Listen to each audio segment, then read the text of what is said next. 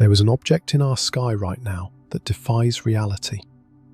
It's a silent testament to the fact that the universe is far stranger, far more unpredictable than our textbooks ever allowed for. This visitor, known as 3I Atlas, is doing the impossible.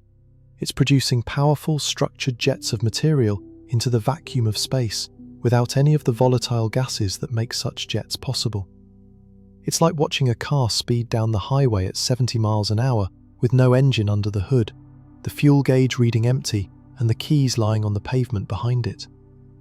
For months, astronomers across the globe have been watching this thing, assuming they were missing something, that a better instrument, a clearer night, a more sensitive sensor would reveal the obvious answer hiding in the noise.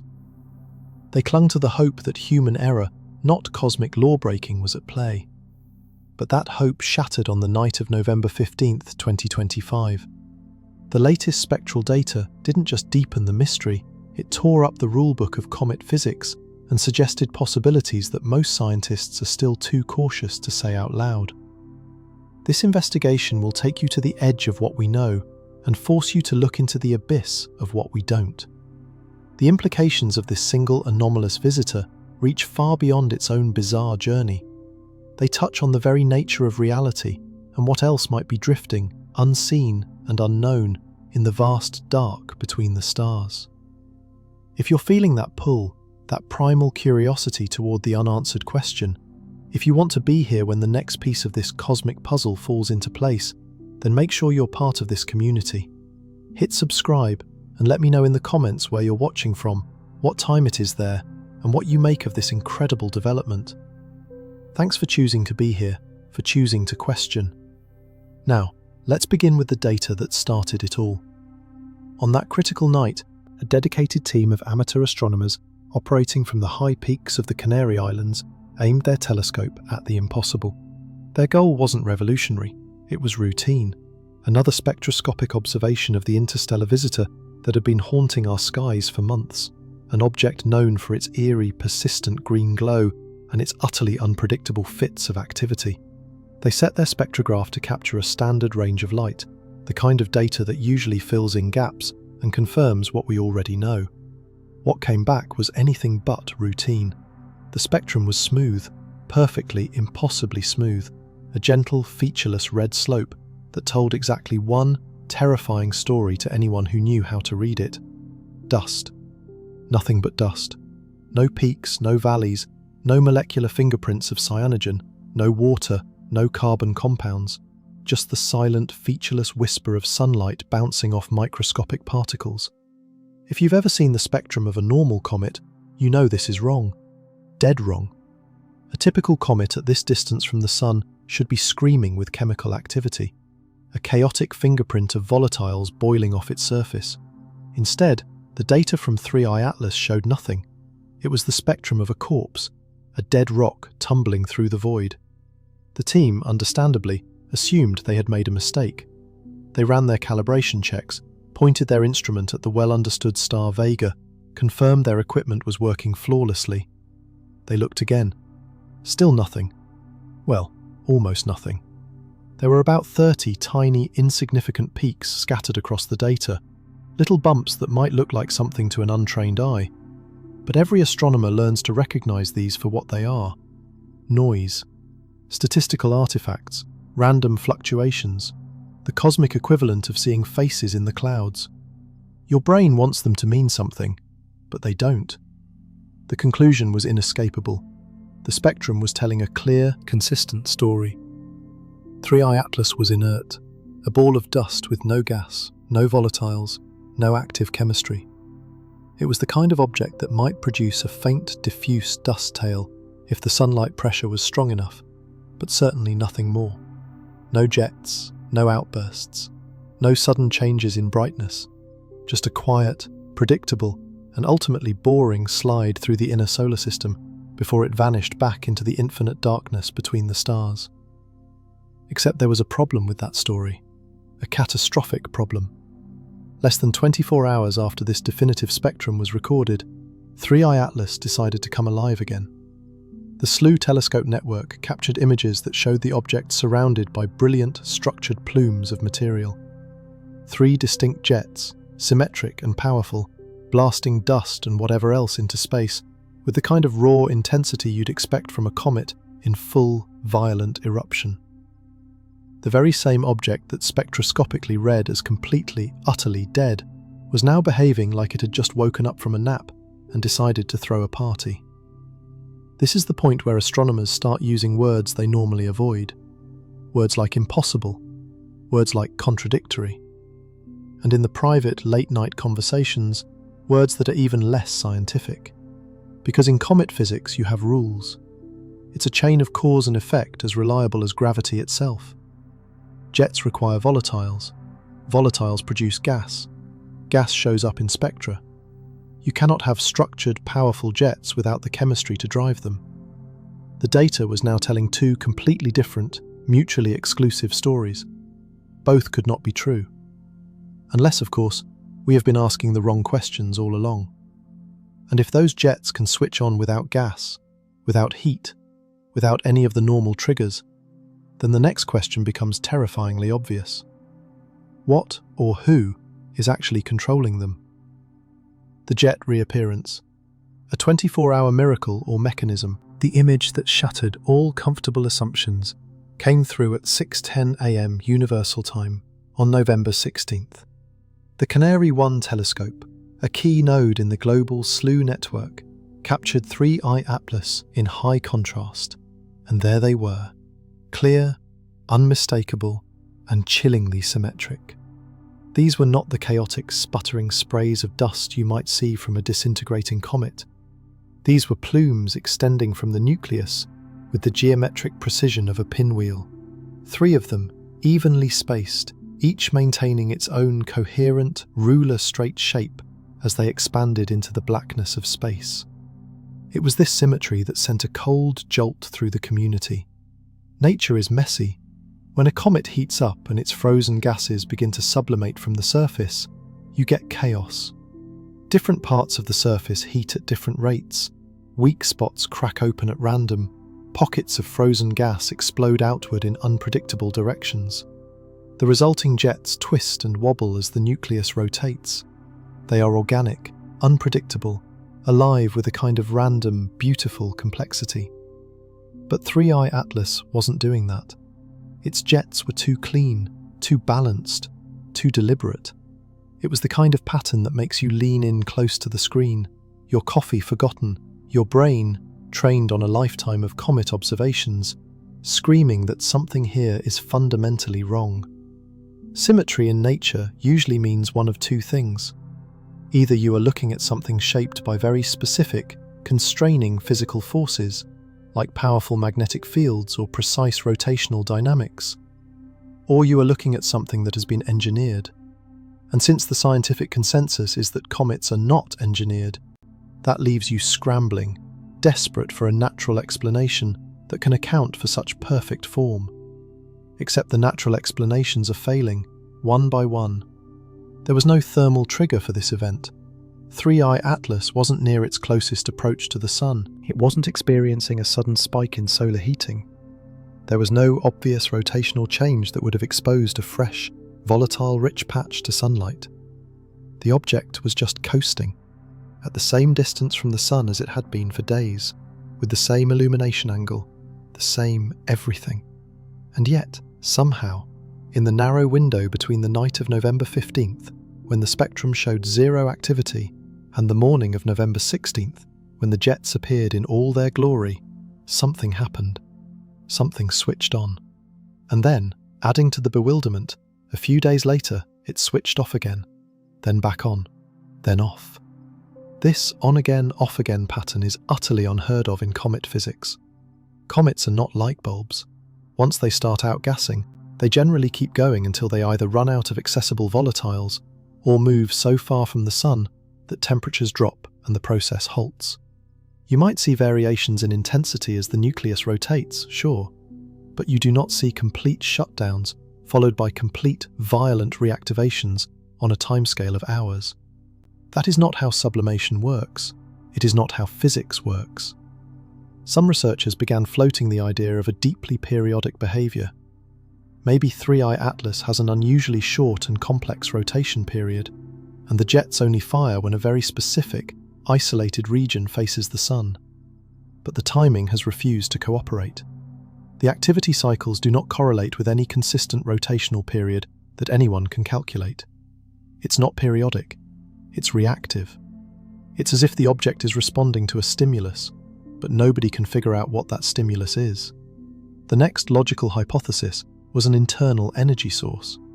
Perhaps some kind of chemical or radioactive process is happening deep inside the nucleus, releasing stored energy that drives the jets completely independent of solar heating. But here, too, the evidence is absent. There is no infrared excess in the data that would indicate internal heat bleeding into space. No radio emissions have been detected that might suggest ongoing energetic chemical reactions. No temperature spikes were recorded by any instrument in the hours or minutes leading up to the outbursts. The object looks thermally dead, right up until the very moment it starts blasting material into space. Now, it is true that dust-only jets do exist in the comet world. We have seen them. When sunlight pressure or electrostatic forces become strong enough, they can lift dust particles directly off a comet's surface without needing gas to carry them along. But these jets are weak, diffuse, and unstable. They look like faint, shimmering streaks, not these powerful, defined plumes. And they certainly do not switch on and off with the crisp, binary finality of a valve being operated. This is precisely where the conversations in private channels started getting truly interesting. Not in the published papers, not yet, but in the encrypted emails between senior astronomers, in the late-night video calls between observing teams scattered across the globe. People began cautiously using phrases like controlled venting and coordinated release. Not because they necessarily believe 3i Atlas is artificial, but because those are the only words in the English language that accurately describe what they are seeing. The jets behave as if they are being managed, as if there is some kind of internal mechanism, a latching system, a pressure gate, that opens and closes, releasing material in measured, deliberate bursts, rather than in a continuous, chaotic outgassing. The idea of a hidden internal structure is gaining traction. Maybe 3i Atlas isn't a solid, homogeneous nucleus. Maybe it's more like a rubble pile, a loose collection of fragments held together by the faintest of gravity, with vast voids and cavities inside. If those cavities could somehow trap pressure, allow it to build up over time before releasing it suddenly, you might, in theory, get jet-like behaviour.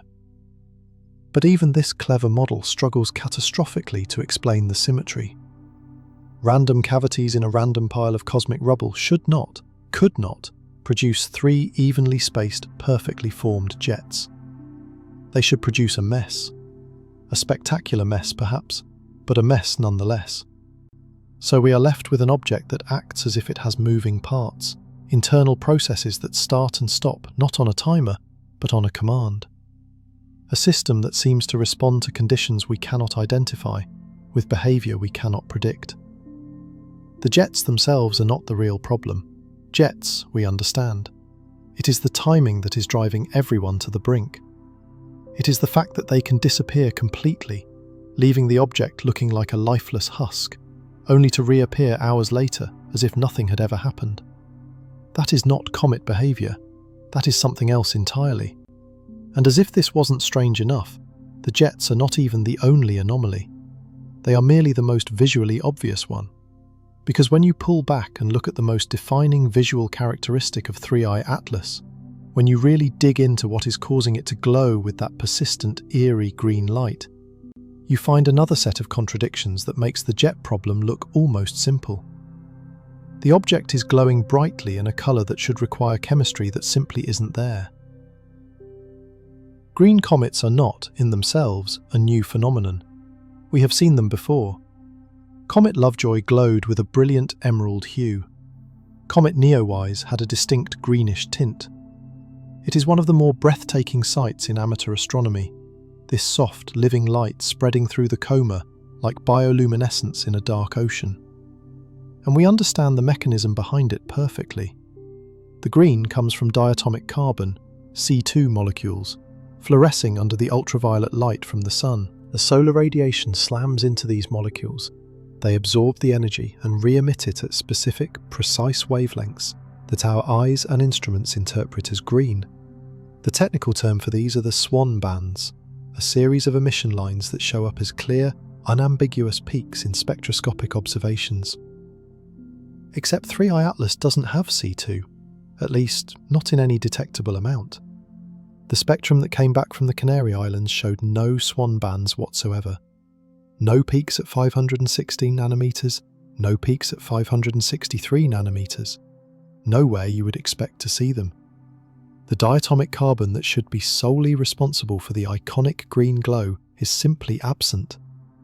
Neither is there any cyanogen, another gas that can produce greenish emissions under the right conditions. Neither are any of the other usual suspects.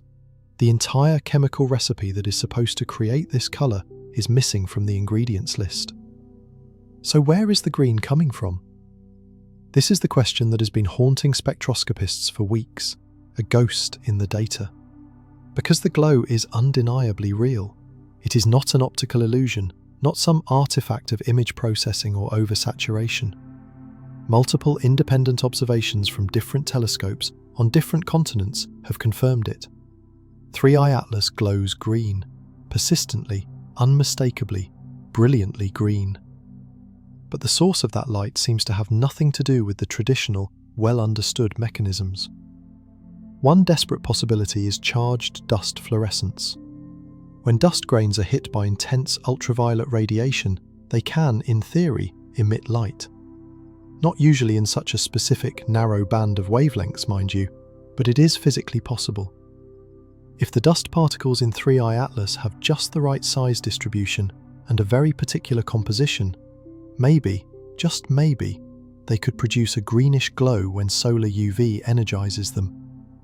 It is a stretch, a threadbare hypothesis, but it is at least something to hold on to. Another explanation wades into the murky waters of ion sheets.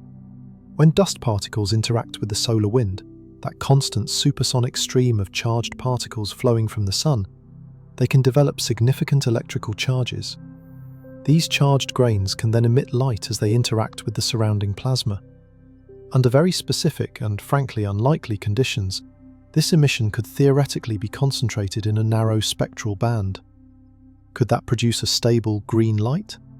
Theoretically, yes, but the emission would be highly variable, entirely dependent on the ever-changing conditions of the solar wind, and it almost certainly would not be stable or consistent enough to explain the persistent, unwavering glow we are seeing. Then there is the truly exotic option: radiation-induced organic luminescence. Some carbonaceous materials, complex organic compounds, can absorb high-energy radiation and re-emit it as visible light through processes we still do not fully understand. If 3i Atlas is made of some unusual primordial form of carbon-rich material, maybe it is glowing through mechanisms that haven't yet made it into our textbooks. It is speculative, borderline science fiction, but then again, so is everything else about this object at this point. Here is what really bothers the researchers: the detail that ties this mystery directly back to the first. The green glow turns on and off in perfect lockstep with the jets. When the object goes quiet and the magnificent plumes disappear, the green glow fades, dimming to near invisibility. When the jets reactivate, roaring back to life, the glow returns with them, bright and vivid as ever. This correlation is impossible to ignore, a siren song of interconnected weirdness. Whatever is causing the light emission is directly tied, physically and mechanically, to whatever is causing the jets. And since we have already established that the jets themselves do not make any sense under known physics, adding a mysterious, impossible glow to the equation only deepens the abyss. The glow does not correlate with the object's rotation. It does not correlate with its distance from the sun. It does not correlate with any obvious thermal cycle. It correlates only with activity we cannot explain, through activity we cannot explain. It is like trying to solve an equation where every single variable is unknown, and the answer itself keeps changing every time you think you're close.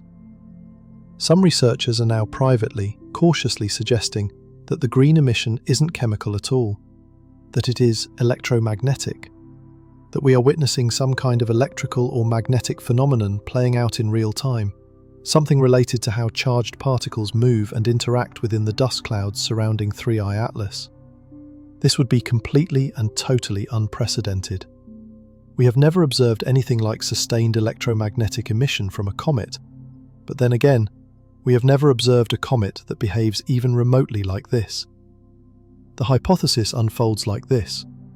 If 3I Atlas is composed of an extremely fine, almost powdery dust, and if those dust particles are being highly charged by solar radiation and the solar wind, they might collectively form a kind of diffuse, cold plasma. Not the hot stellar plasma of a star, but a sparse, slow-moving one. Under the right conditions, when the charge distribution suddenly shifts, or when external magnetic fields interact with this charged dust cloud, you could get a localized, coherent emission of light. The wavelength of that light would depend on the specific energy levels involved, and with a very particular setup, a green glow would not be impossible. This opens up a radical new way of thinking about 3I Atlas, not as a traditional comet, not even as a dead rock, but as something far more exotic. An ultra-low density dust aggregate held together as much by electrostatic forces as by its own negligible gravity. An object where the boundary between a solid body and a loose cloud is blurry and undefined, where electrical charges constantly flow and redistribute, where electromagnetic interactions might produce complex behaviors we have only ever seen in highly controlled laboratory plasmas. It is a radical, almost heretical idea. It is also one of the very few ideas that does not immediately and violently contradict multiple lines of observation. But if this is true, if 3I Atlas is some kind of charged dust structure behaving like a loose, free-floating plasma body, then we need to completely and utterly reconsider what we even mean when we call it a comet, because it is not following any of the rules. None of them. Not the spectroscopic rules, not the thermal rules, not the activity rules. It is operating under a different set of physical principles entirely, and until we can figure out what those principles are, every new observation, every new data point, just adds another layer of profound confusion. And speaking of confusion, the more wavelengths that different teams use to observe this thing, the more contradictory and fractured the entire picture becomes. The silent data war, conflicting observations across wavelengths. Science, in its ideal form, is a process that converges on truth. One team makes an observation, another team makes a similar observation, the data points begin to draw a line, and eventually, a consensus emerges about what is actually happening. This is how it has always worked with virtually every other object we have ever studied. Multiple teams observe the same comet, they all see roughly the same thing, and any minor discrepancies can be chalked up to differences in equipment sensitivity or local observing conditions. But with 3I Atlas, the opposite is happening. The more teams that observe it, from more locations, with more advanced instruments, the more conflicting and irreconcilable the overall picture becomes. It is a silent, frustrating data war being waged in observatory control rooms and online collaboration spaces. The visible light observations are stubbornly, unanimously consistent. They show no gas. Spectra come back clean, featureless, utterly dominated by dust. Team after team, from professional institutions to advanced amateurs, confirms it. No emission lines, no absorption features, nothing in the visible spectrum that would indicate even a whisper of active chemistry. If this was the only data you had access to, you would conclude, with absolute certainty, that 3I Atlas is a dead object, with only occasional weak dust releases perhaps driven by solar radiation pressure or minor structural failures. The case would be closed, the mystery, a mirage. But then the radio observations began to trickle in, and some of them, not all, but a significant few, suggested the faint, ghostly signatures of hydroxyl radicals. OH, the breakdown product of water molecules. These are not strong signals, not the kind of definitive headline-making detection that would settle the argument. They are faint, whisper-thin hints, barely rising above the noise floor. But they are enough to make everyone pause. Because if there is hydroxyl, even in trace amounts, that implies the presence of water. And water means volatiles. and volatiles mean that this object is not just a simple dust ball after all. It means the spectrum might be lying, or, more terrifyingly, that we are fundamentally misinterpreting it. Except, other radio astronomy teams, using similar equipment and observing at the same wavelengths, do not see it. They point their dishes at the same coordinates at the same time and get nothing, a perfect, empty silence. It is maddeningly, bafflingly inconsistent, and before you assume that someone somewhere has simply made a rookie mistake, you have to understand that these are not amateurs with backyard telescopes. These are professional, world-class astronomers using meticulously calibrated, multi-million-dollar instruments. These are people who do this for a living, who know how to account for atmospheric distortion, local radio interference, and instrumental noise down to the most minute detail. If they are getting starkly different answers, it is not because someone forgot to carry the 1 in a calculation. A potential explanation for this schism might lie in the realm of photodissociation artifacts. Here is how that could work. Even if 3i Atlas is not actively sublimating water from its nucleus at this very moment, it might have done so in the recent past. Water molecules that were ejected days or even weeks ago could still be floating in a diffuse cloud in the surrounding space, slowly being broken down by the relentless barrage of solar radiation into hydroxyl radicals and hydrogen atoms. So when you point a sensitive radio telescope at 3i Atlas, you might not be detecting fresh emissions from the nucleus itself, but rather these leftover dissociated products from a past event. It is like smelling the distinct scent of smoke hours after a fire has been extinguished. The smoke is real, your nose is not deceiving you, but the fire itself is no longer burning. This could explain why the OH detections are so weak and infuriatingly inconsistent.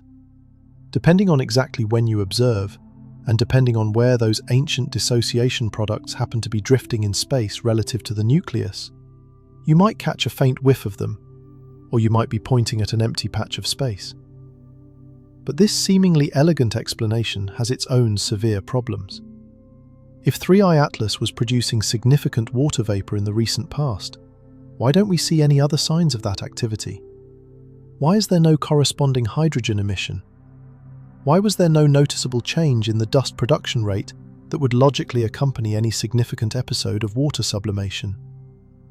The OH signals, if they are real, seem to exist in a vacuum, disconnected from any larger, coherent pattern of volatile activity that we know how to recognise. Then there is the ever-present question of calibration. Different teams use different comparison stars to calibrate their instruments. They observe at different times of the night, from different latitudes and longitudes, under vastly different atmospheric conditions.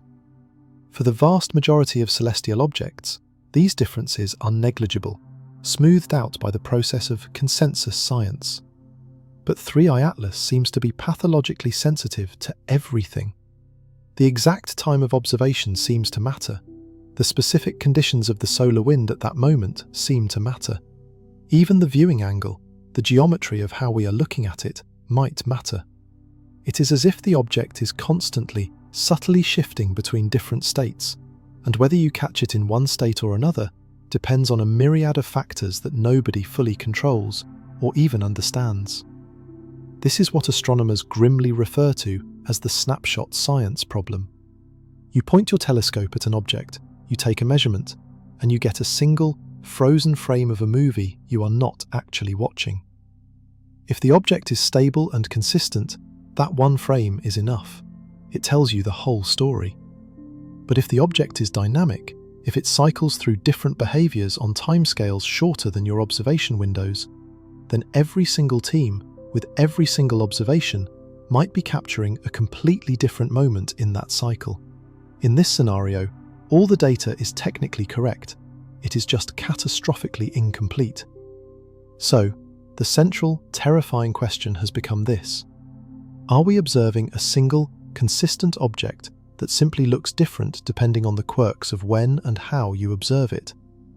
Or are we looking at a fundamentally multi-state system, an object that physically cycles between distinct configurations? And if it is the latter, what controls those transitions?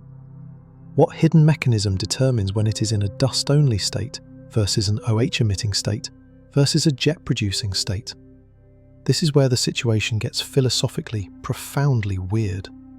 The idea of observer-dependent behavior is a cornerstone of quantum mechanics, where the act of measurement itself can influence the state of a particle.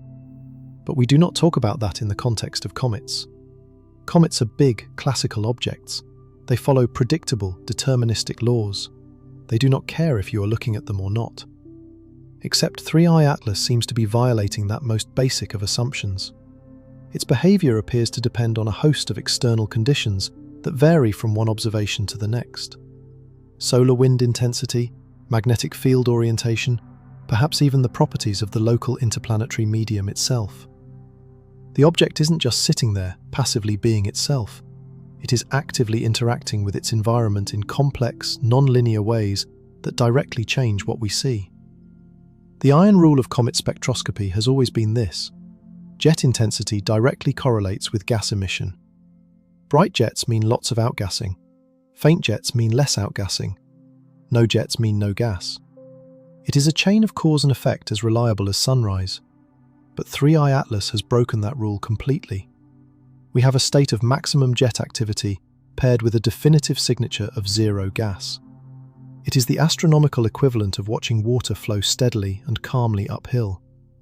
Every law of physics we have says it shouldn't be happening. But there it is, happening anyway, right in front of our eyes. Some astronomers, driven to the edge of theory, are now suggesting that 3I Atlas exists in a metastable dust plasma state. That is a sophisticated way of saying it is balanced on a knife's edge, perpetually poised between solid and gas, between neutral and charged, between stable and chaotic. In this model, tiny perturbations, a slight shift in the solar wind, a minor change in local magnetic field strength, could be enough to push it from one configuration to another, producing dramatic, seemingly impossible changes in its behavior without requiring any of the traditional volatile sublimation processes. It is an exotic, fringe idea, the kind of thing that might only happen under very specific, very rare conditions. But then again, 3I Atlas is already an interstellar visitor, which is about as rare as it gets. The data war continues unabated. More observations pile up in the archives. Some robustly confirm the dust-only composition. Others continue to hint, tantalizingly, at traces of gas. The jets appear and disappear with their maddening rhythm. The green glow flickers in and out of existence. And through it all, a dawning realization is spreading through the astronomical community that maybe, just maybe, 3I Atlas does not fit into any existing category, that it is something genuinely new, something that will require us to build a whole new conceptual box to put it in. And when you start building new boxes, you are forced to ask a deeply unsettling question. What else might belong in there? Because if 3I Atlas is one of a kind, that is one thing. But if it is simply the first of its kind that we have managed to notice, that raises profoundly uncomfortable questions about what we think we know about the contents of our universe. The identity crisis of interstellar visitors. Pelos now had 3 confirmed interstellar visitors pass through our solar system in recent years. 3 objects that did not form here, that are true foreigners, having travelled across the immense light-year-spanning distances between stars to briefly swing through our celestial neighbourhood before vanishing forever back into the cosmic dark. Each one was supposed to be a teacher, a pristine sample from another planetary system sent to clarify our picture of what is out there, of what other stars produce, of the composition of the galactic debris field. But instead of providing clarity, each visitor has, in its own way, made the picture more confusing, more rich, and more strange. Oumuamua was the first. It appeared without warning in October of 2017, moving far too fast to be bound by the sun's gravity, its hyperbolic trajectory a clear announcement of its extrastellar origin. Astronomers scrambled to observe it in the brief window before it departed, and what they found was deeply bizarre. The object was accelerating as it moved away from the sun, a small but definite non-gravitational boost that strongly suggested outgassing, the kind of rocket-like effect comets produce. But there was no gas, no coma, no tail, no spectroscopic signature of any volatiles whatsoever. Just an elongated, tumbling object that reflected light like bare rock and moved as if it had a hidden engine. The explanations put forth ranged from the exotic outgassing of pure hydrogen ice, which would be invisible to our detection methods, to the revolutionary, that it was a fragment of solid nitrogen, a chip off an extrasolar Pluto-like world, or even, in one famous and controversial paper, a light sail, a piece of technology designed to be pushed by starlight. Oumuamua was weird, undeniably weird, but it was at least consistently weird. Its entire brief passage was one of enigmatic silence and puzzling motion. Then came 2I Borisov in 2019, and the astronomical community breathed a collective sigh of relief. Finally, an interstellar object that made sense. Borisov looked like a comet, acted like a comet, and produced spectra like a comet. It had gas, it had dust, it had a classic, well-formed coma and a tail. It followed all the rules. It was different from solar system comets in its specific composition. It was strangely enriched in carbon monoxide, but those differences were understandable, variations on a familiar theme.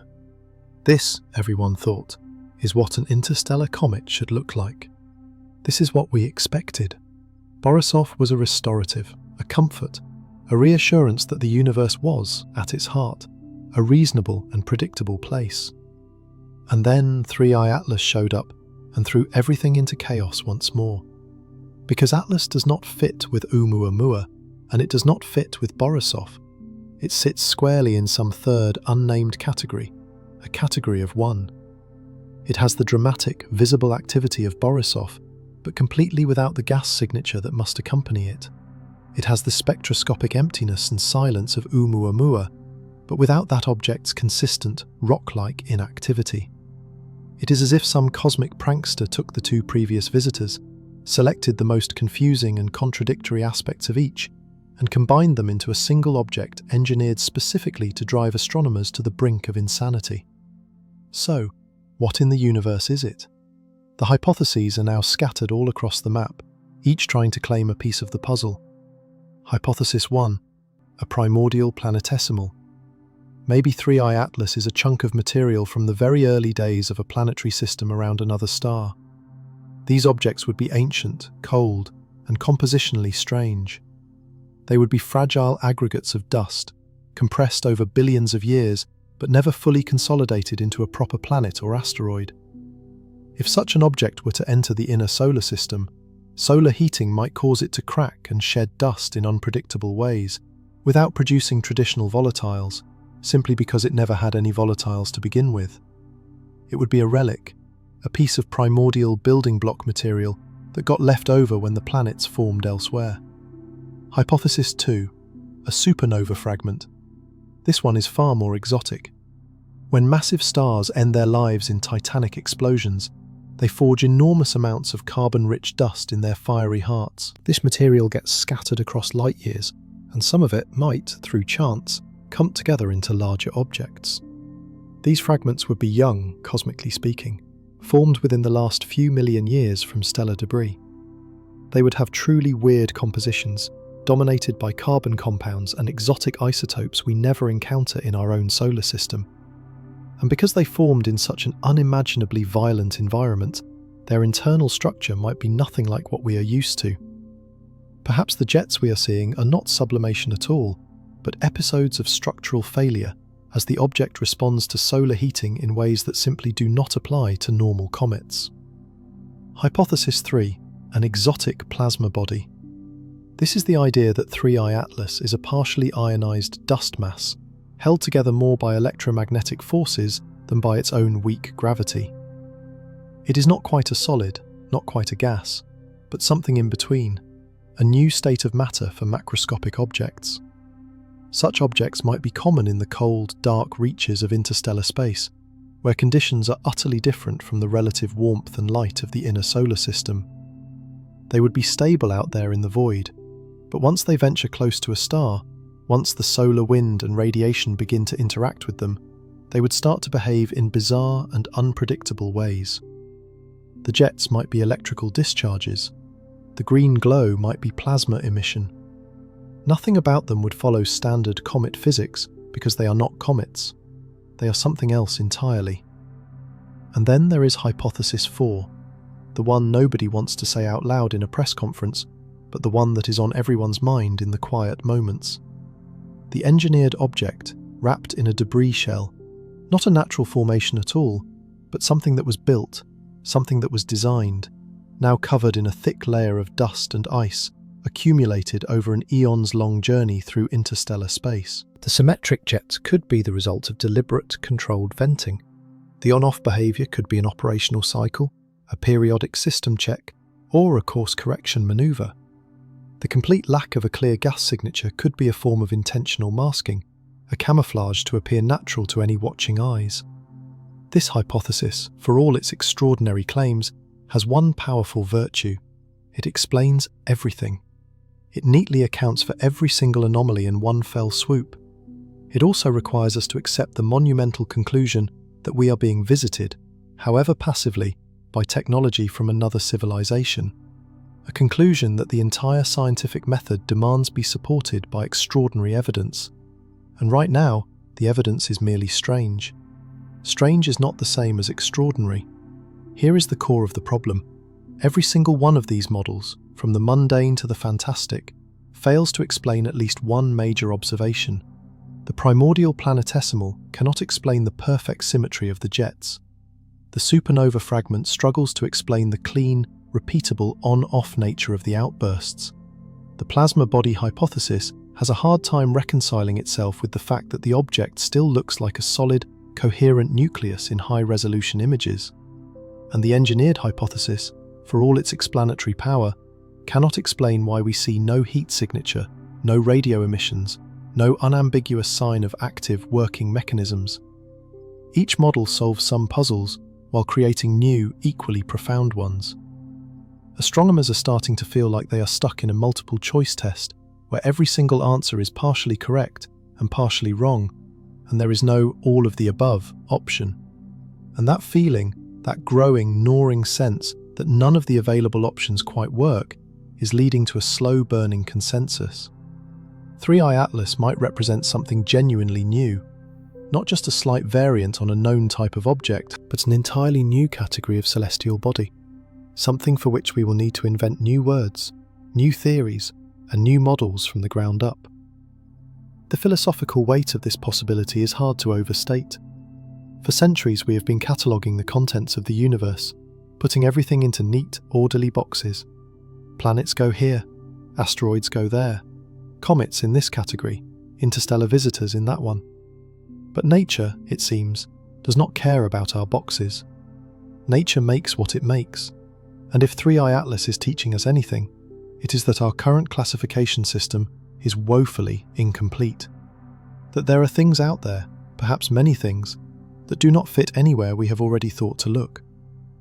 So we are left with a visitor from the stars that refuses to identify itself, an object that might be profoundly, extraordinarily natural, operating under physical principles we have not yet had the imagination or the opportunity to model. Or it might be profoundly, terrifyingly unnatural, something that should not exist according to every single thing we think we know. There is no comfortable middle ground, and as more data comes in, as more observations are painstakingly accumulated, the central contradiction does not resolve itself. It only deepens, widening into a chasm of uncertainty. 3i Atlas is either showing us that the universe is far stranger than we ever thought, or it is showing us, quietly and without fanfare, that we are not alone.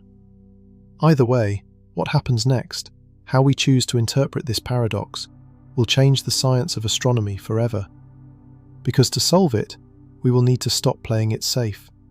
We will need to stop dismissing the uncomfortable possibilities and start seriously considering the ones we usually leave off the official record. We must venture into the unknown, not with fear, but with the relentless curiosity that has always defined science at its best. The dust propellant framework. Can charged grains mimic thrust? Let's talk about dust. Not the mundane kind that gathers on your bookshelf, but the dynamic, complex medium that fills the voids of space.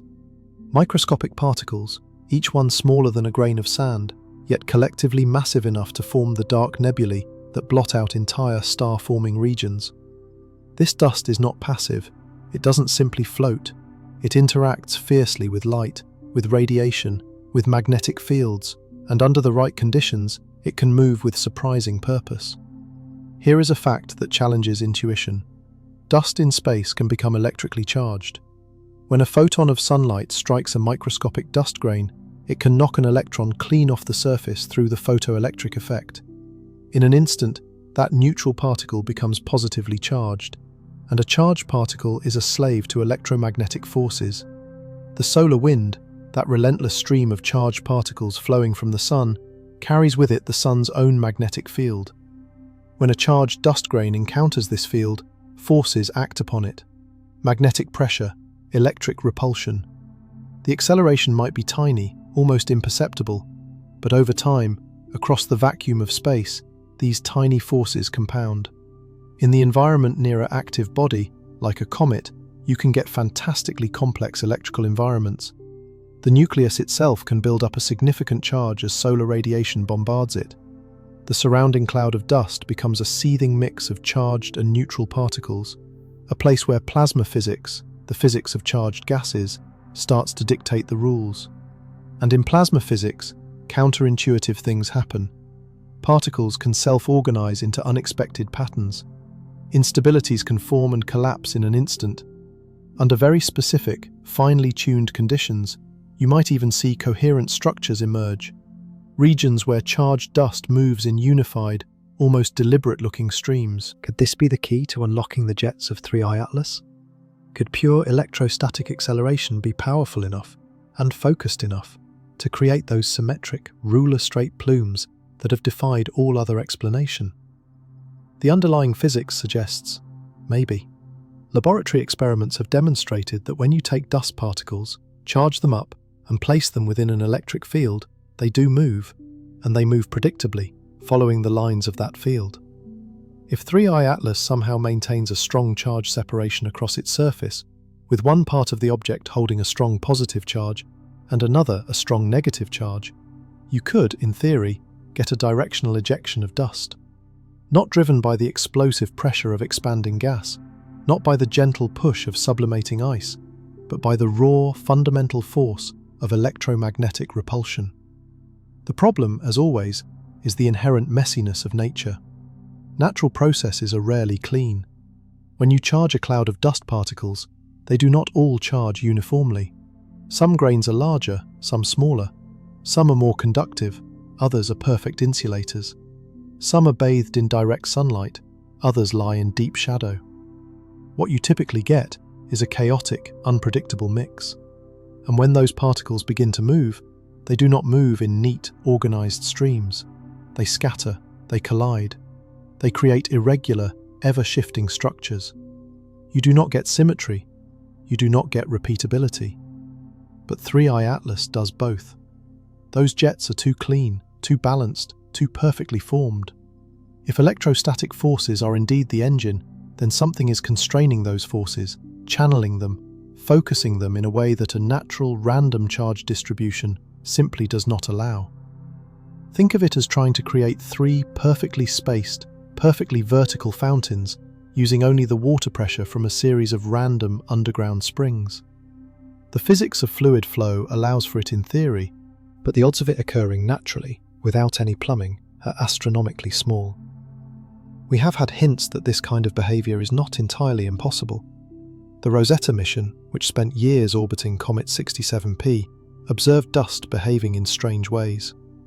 There were events where particles seemed to move in coherent streams, organised in patterns that pure gas drag could not fully explain. Some researchers suggested electrostatic effects, that the dust was highly charged and responding to local electric fields that had formed around the comet. But those structures were small, temporary, and ultimately irregular. They were nothing like the sustained, symmetric, and powerful plumes we are seeing erupt from 3I Atlas. The object's peculiar brightness variations offer another clue.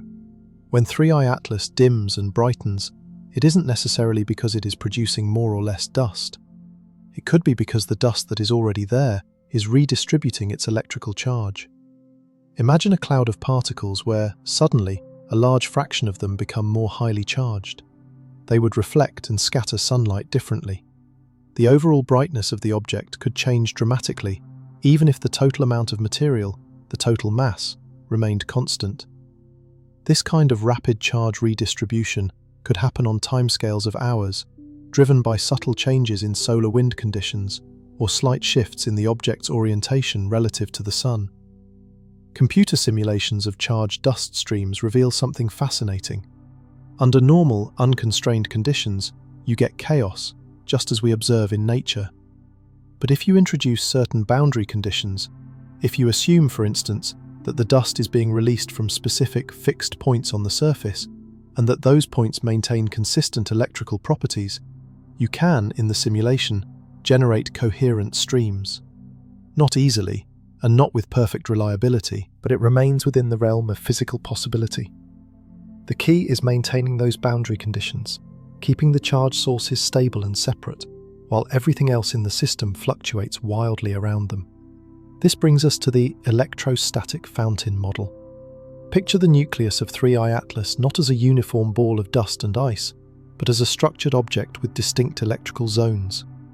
Perhaps through some unique combination of composition, internal temperature gradients, and uneven radiation exposure, certain regions on its surface become strongly and persistently charged, while others remain relatively neutral. Dust particles sitting on these highly charged regions would experience a powerful repulsive force. As the charge builds up, the force increases. Eventually it overcomes the pathetically weak gravity holding the particle to the surface, and the grain lifts off.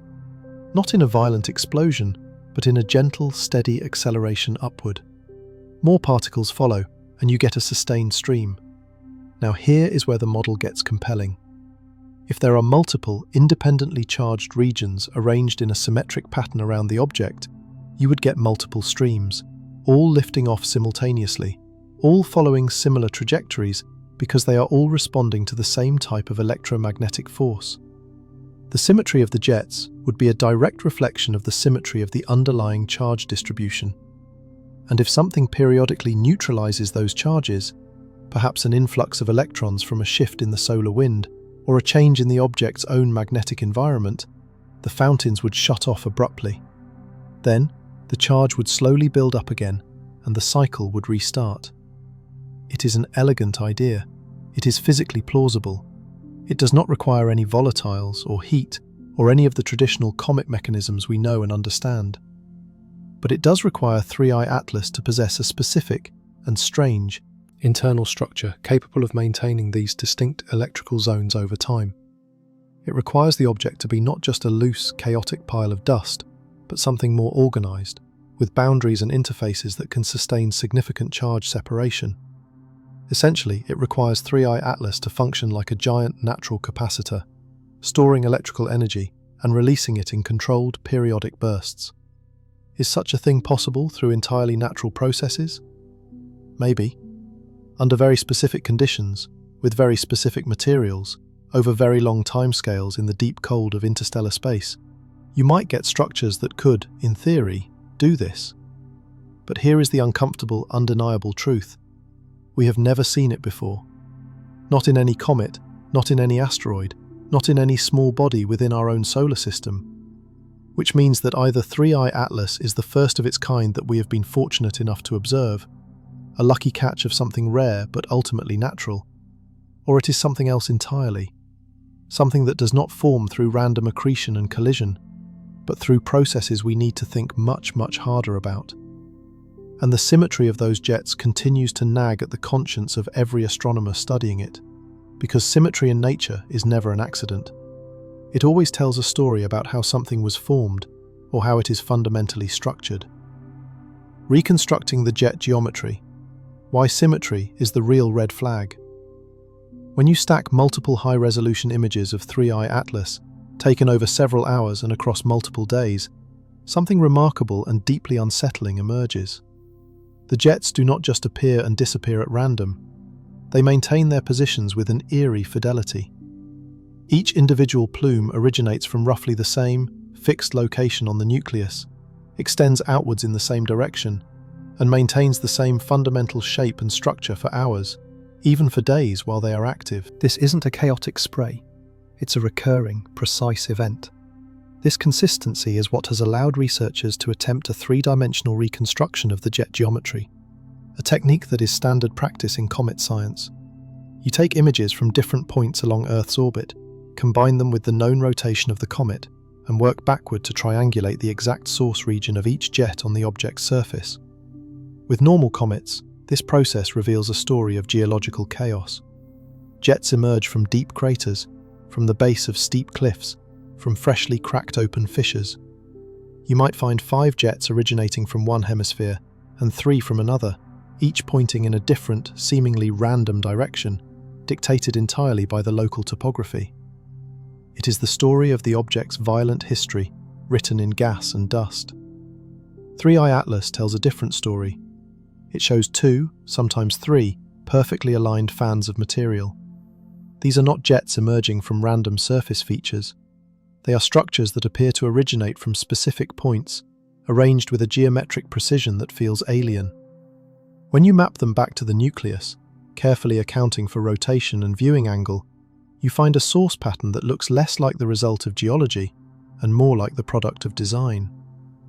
The emission points seem to be spaced evenly around the object's equator, or arranged in a perfect triangular pattern, or positioned at opposite poles.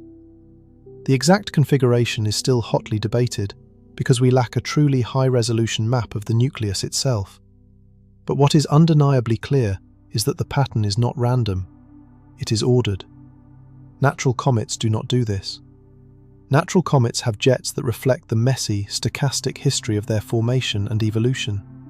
They have been battered by impacts, heated and cooled countless times, developed cracks and weaknesses in utterly unpredictable patterns. Their active regions follow these zones of weakness.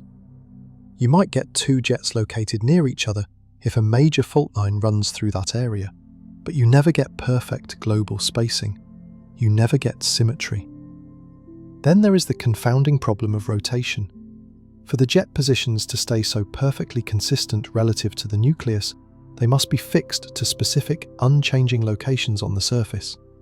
This simple fact means we should be able to detect a clear rotational period, a predictable cycle where different faces of the object turn toward us, and the jets would appear and disappear based on which active region is currently in view. This is Comet Analysis 101. But when multiple research teams try to pin down the rotation period for 3i Atlas, they hit a wall of contradictions. The activity cycles simply do not match any consistent rotation. Sometimes the jets appear when they absolutely should not, based on the best fit spin model. Other times, they are completely absent when they should be blazingly visible. This phenomenon, dubbed rotational discordance, is just another way of saying the object is, once again, not playing by the established rules. One potential explanation is complex rotation, or tumbling. Maybe 3i Atlas isn't spinning smoothly around a single axis like a top. Maybe it's tumbling, processing through multiple axes in a way that makes the jet pattern look irregular and unpredictable from our fixed vantage point on Earth. Complex rotation is common among asteroids, especially elongated ones or loose rubble piles. But even complex rotation is predictable once you have enough data to map it out. The same rotational sequence repeats over and over. With 3i Atlas, the sequence seems to change, or worse, there appears to be no coherent sequence at all. This persistent failure has led some researchers down a different, more speculative path: magnetically gated emission. Here is the hypothesis. Since the jets are not controlled by rotation or by direct sunlight, but by magnetic fields, specifically by the interaction between any internal magnetic field the object might possess and the external magnetic field carried by the solar wind. When these fields align in a certain way, when the magnetic tension reaches a specific threshold, the gates open and material is released.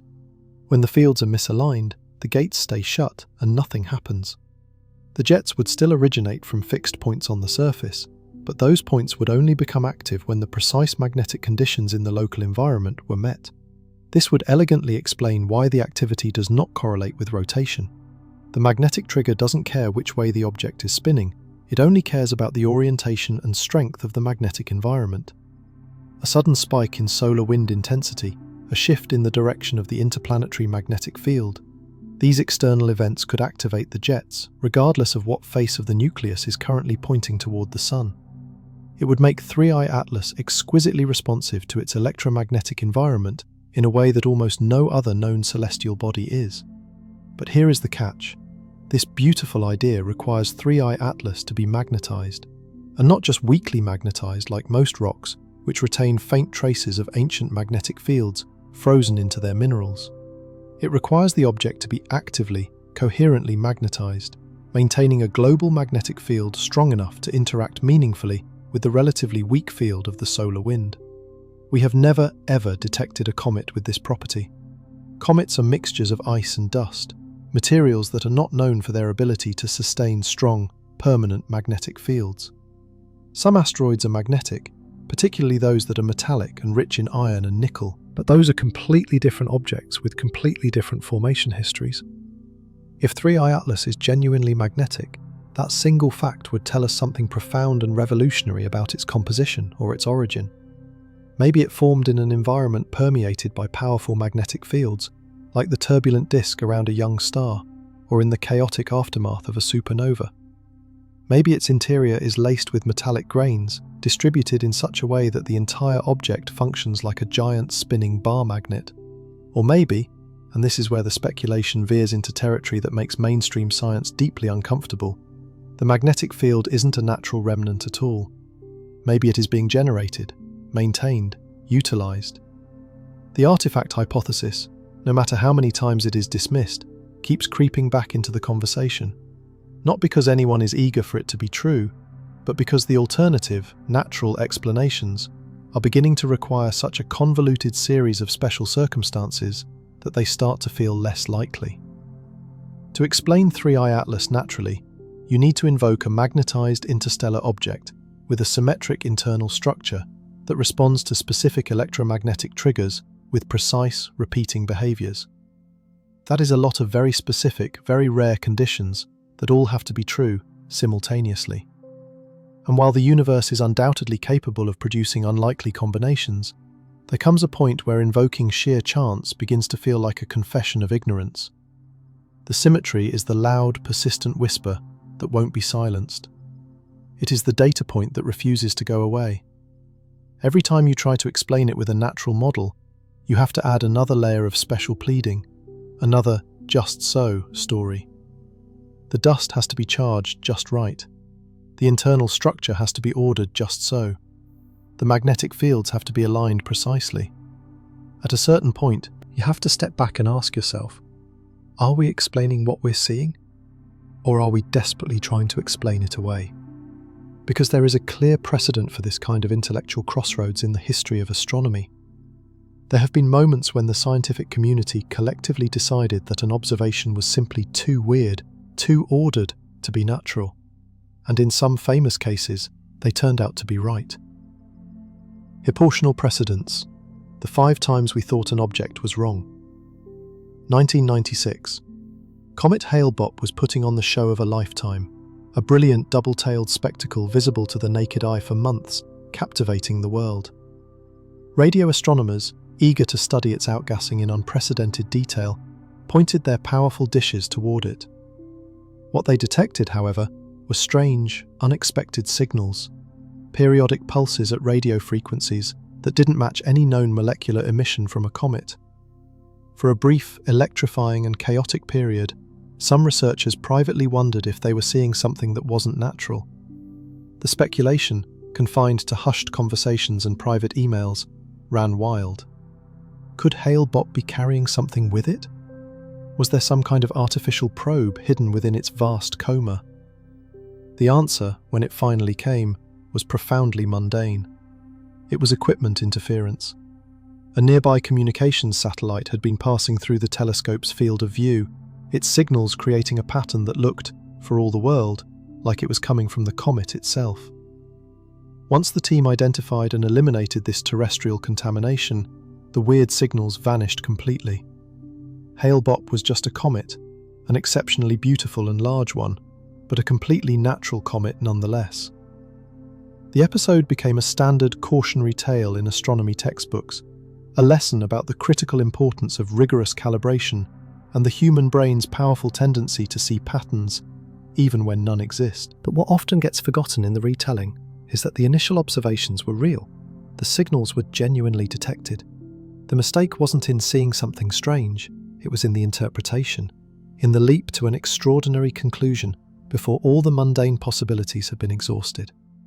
If that satellite interference had never been identified, if the source had remained an enigma, we would likely still be arguing about the meaning of those pulses today. Jump forward to 2007. Comet Holmes, an obscure periodic comet that few outside the astronomy community had ever heard of, suddenly and violently exploded in brightness. It didn't gradually brighten, as comets do when they approach the sun. It exploded.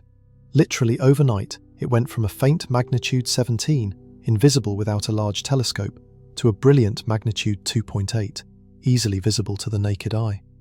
This represented a brightness increase by a factor of nearly 1 million, the largest outburst ever recorded for a comet.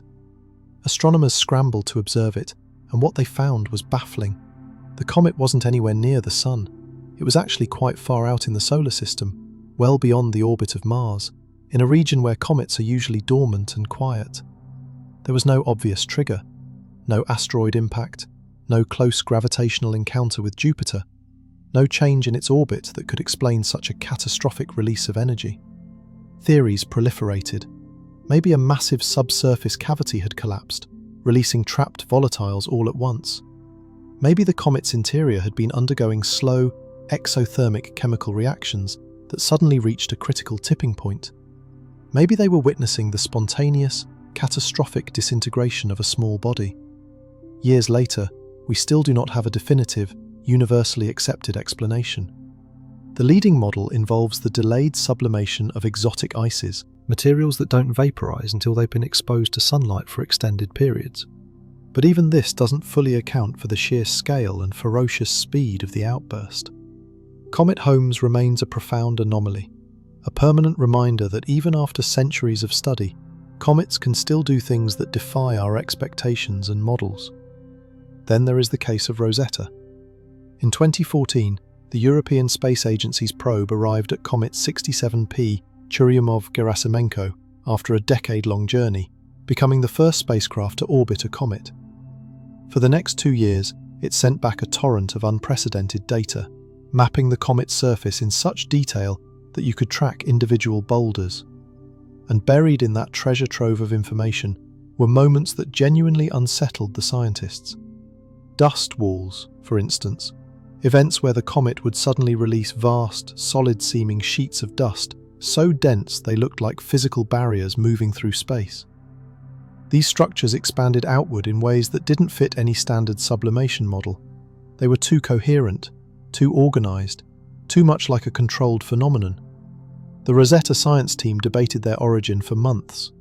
Eventually, with immense effort, models emerged that could reproduce some aspects of what was seen, involving a complex interplay of electrostatic levitation and gas drag.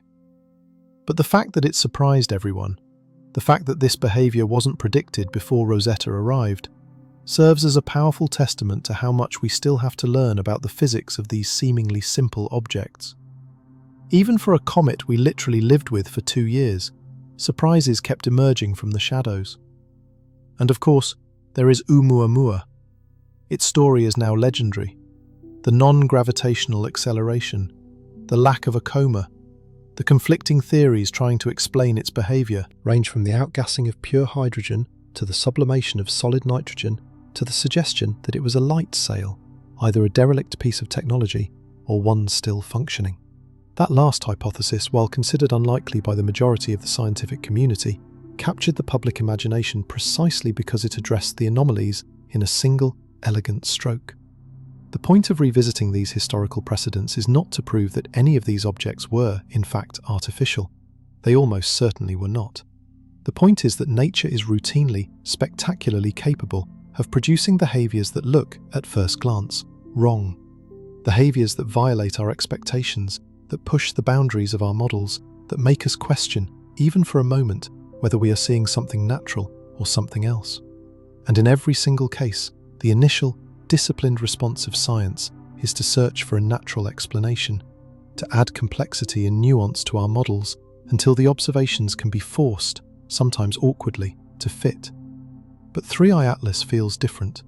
It is not a single anomaly that might be explained away by a new type of ice or a hidden subsurface cavity. It is a cascade of layered, interconnected contradictions that persist across completely independent lines of observation. No gas, but powerful jets. A green glow without the requisite chemistry. Symmetric structures without a visible mechanism. Repeating on-off behavior without a clear natural trigger. Each new data point, rather than resolving the mystery, seems to deepen it, adding another thread to a tangled knot. Maybe we are simply witnessing another Holmes-type event, a natural but unprecedented phenomenon that will eventually make perfect sense once we discover the right new piece of physics. Or maybe we are witnessing something that will never fit, no matter how many intellectual epicycles we add to our models. History shows us that anomalies are not nuisances, they are the most valuable data points we have. The objects that don't fit the existing categories are often the ones that teach us the most, that force paradigm shifts and revolutionize entire fields.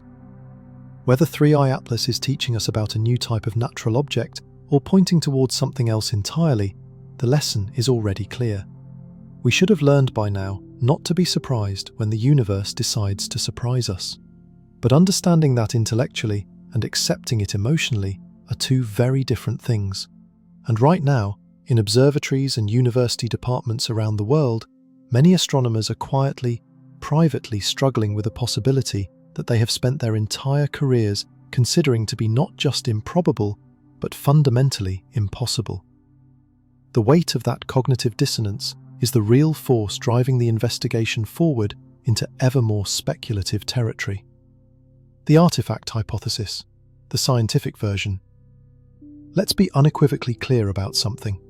When a scientist, in a serious discussion, uses the word artificial as a possible explanation for 3i Atlas, they are not invoking little green men at a control console. They are not picturing a piloted spacecraft with windows and engines blazing. They are asking a far more limited, far more technical and scientifically valid question.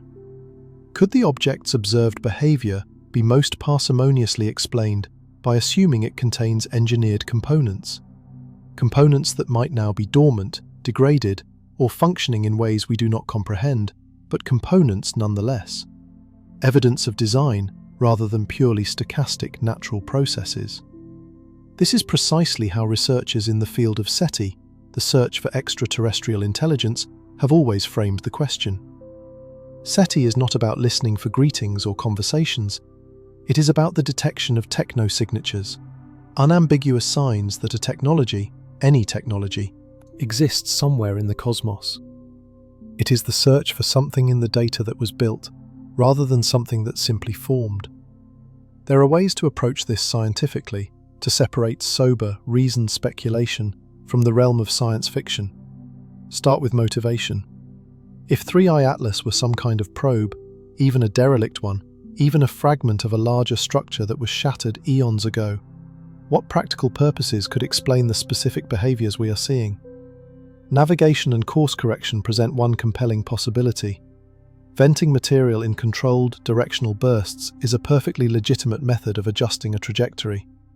Spacecraft have used reaction control thrusters for this purpose for decades.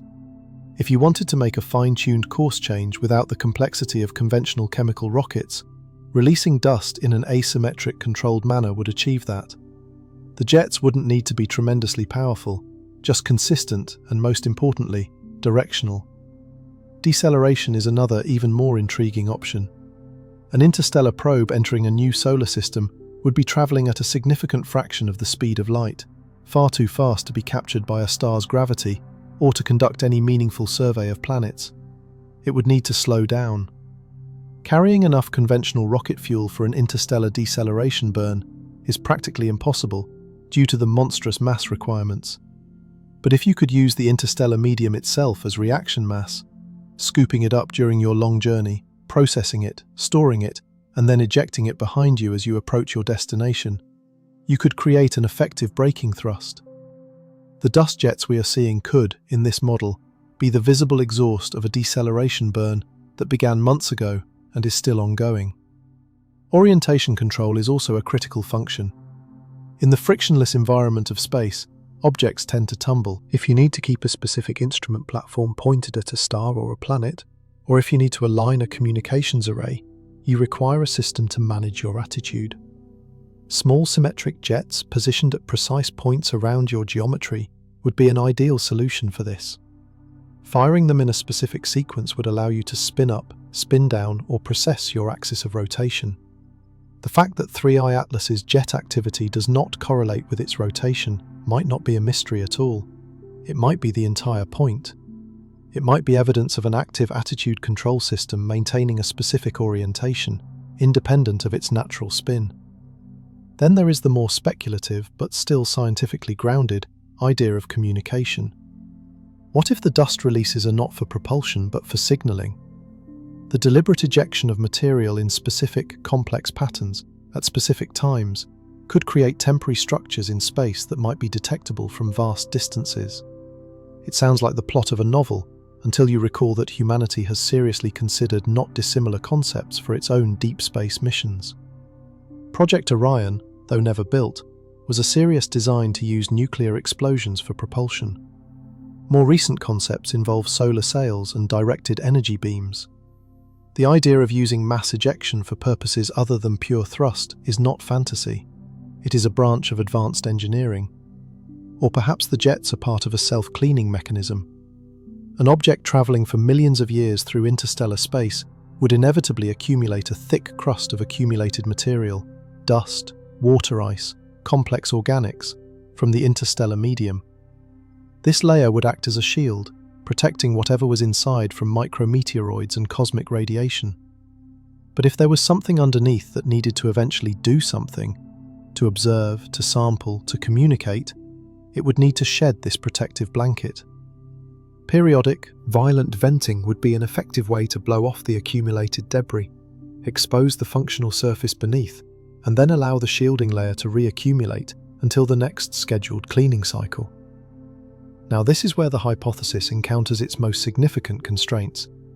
If 3i Atlas is artificial, or contains artificial elements, it must also explain why we are not seeing certain telltale signatures.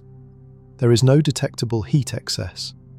Any engineered system with active components would generate waste heat, and we are not seeing any significant infrared signature beyond what is explained by passive solar heating. So, either the object is completely cold and powered down, or it utilizes energy processes so efficient they produce negligible thermal radiation, a technology far beyond our own. There are no periodic radio emissions. If there were active electronics, computation, or communication systems, we would expect to detect some form of radio leakage, however faint. The profound lack of such signals means either there is nothing transmitting, it's transmitting in a mode or frequency we are not monitoring, or the signals are too weak or too brief for our current arrays to catch. Again, these are possibilities, but they place strict limits on the nature of any potential technology. In this context, the featureless red spectrum transforms from a problem into a potential asset. If you were designing a probe meant to pass through a foreign solar system without immediately alerting its inhabitants to your presence, how would you camouflage it? You would cover it in a thick, convincing layer of natural-looking material, ancient carbonaceous dust that mimics the composition of a comet or a carbon-rich asteroid perfectly. You would ensure that its surface chemistry, when analysed spectroscopically, would read as utterly mundane. The featureless red slope isn't a bug in the data. From this perspective, it's a feature of the design. It is the ultimate cosmic camouflage. This line of thinking leads to the Trojan debris shell model. Imagine a small, dense, and potentially inactive engineered core. Surrounding it, either by deliberate design or through natural accumulation over an epic journey, is a thick, spherical shell of dust and ice. From the outside, to any telescope, it reads as perfectly natural, a simple, if unusual, dirty snowball. But hidden deep within that shell is structure. Perhaps magnetic coils for generating and shaping local fields. Perhaps reservoirs of stored dust or gas for periodic venting. Perhaps the fragmented, decaying remains of what was once a fully functional system, now only capable of producing a few last, sputtering, organized behaviors under specific, triggering conditions. The beauty of this model is its power to explain the central contradictions. The outer dust shell produces the featureless, natural-looking spectrum. The hidden interior produces the jets through non-sublimation mechanisms that don't require volatile gases. The symmetry of the jets reflects the engineered, symmetric placement of venting ports or field emitters. The on-off behavior suggests a control system, however degraded, that is still responding to internal programming or external triggers we cannot perceive. But let's be absolutely crystal clear. This remains at its heart speculation. There is no direct, incontrovertible evidence that 3i Atlas is artificial. No one has decoded a radio transmission from it. No one has imaged a metallic structure on its surface. No one has found a material that is unambiguously manufactured. What we have is a set of behaviors that are exceptionally difficult to explain using our current models of natural physics, and that become somewhat easier to explain if we allow for the possibility of engineering. That is not proof. It is not even strong evidence. It is simply one hypothesis among several, and it carries with it the heaviest burden of proof, demanding extraordinary evidence that we do not yet possess. Yet this speculation matters. It matters not because it is likely to be true, but because it forces us to think with brutal clarity about what we are actually seeing. It compels us to ask better, sharper questions. If this were artificial, what specific, testable predictions would that model make? What new observation would definitively rule it out? Engaging with these questions, no matter how uncomfortable, sharpens our entire analytical process, even if the ultimate answer turns out to be something perfectly mundane. And here is the profound truth that keeps some of the world's leading astronomers awake into the small hours of the night. Even if 3i Atlas is 100% natural, even if every single one of its bizarre behaviors is eventually explained by a prosaic mechanism we simply haven't discovered yet, the mere fact that we are having this conversation at all is momentous.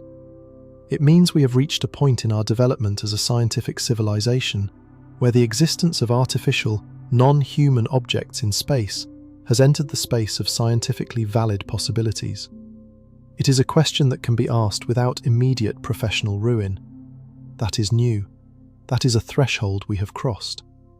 And whether or not this particular object is the one that carries us across that threshold, the fact that we are standing here, at this moment, seriously asking these questions, marks a permanent and fundamental shift in how we think about the universe and our place within it.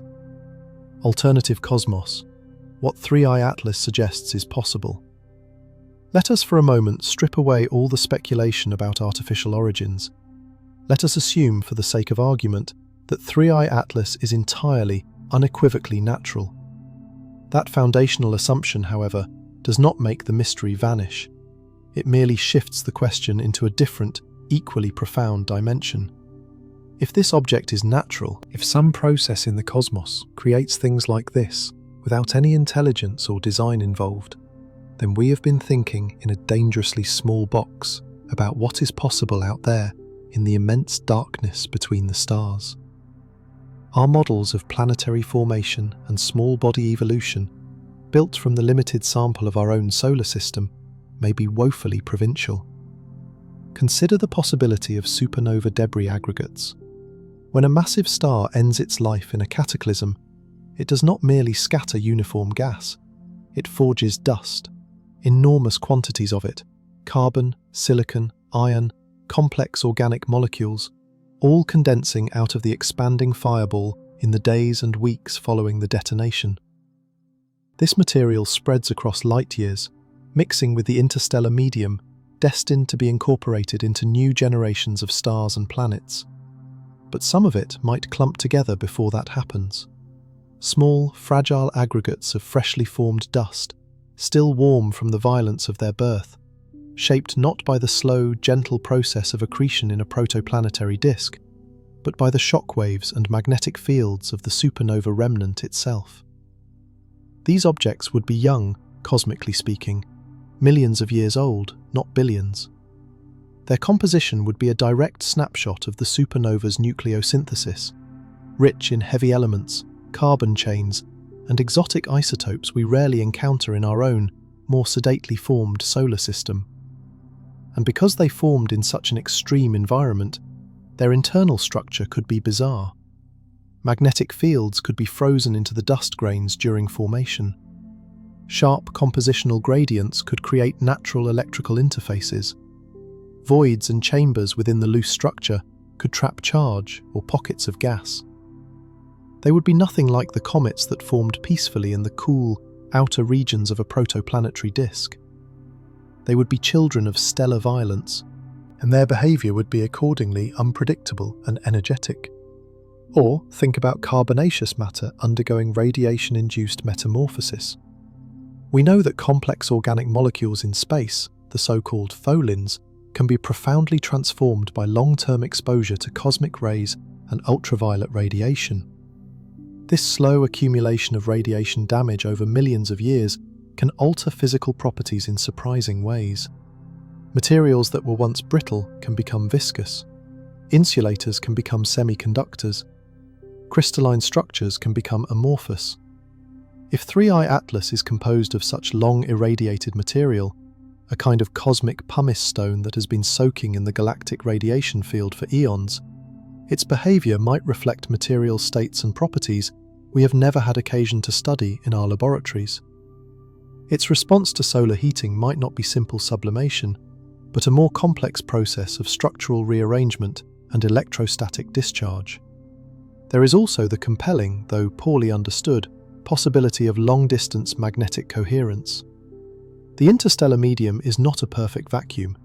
It is a tenuous plasma, threaded through with weak but pervasive magnetic fields.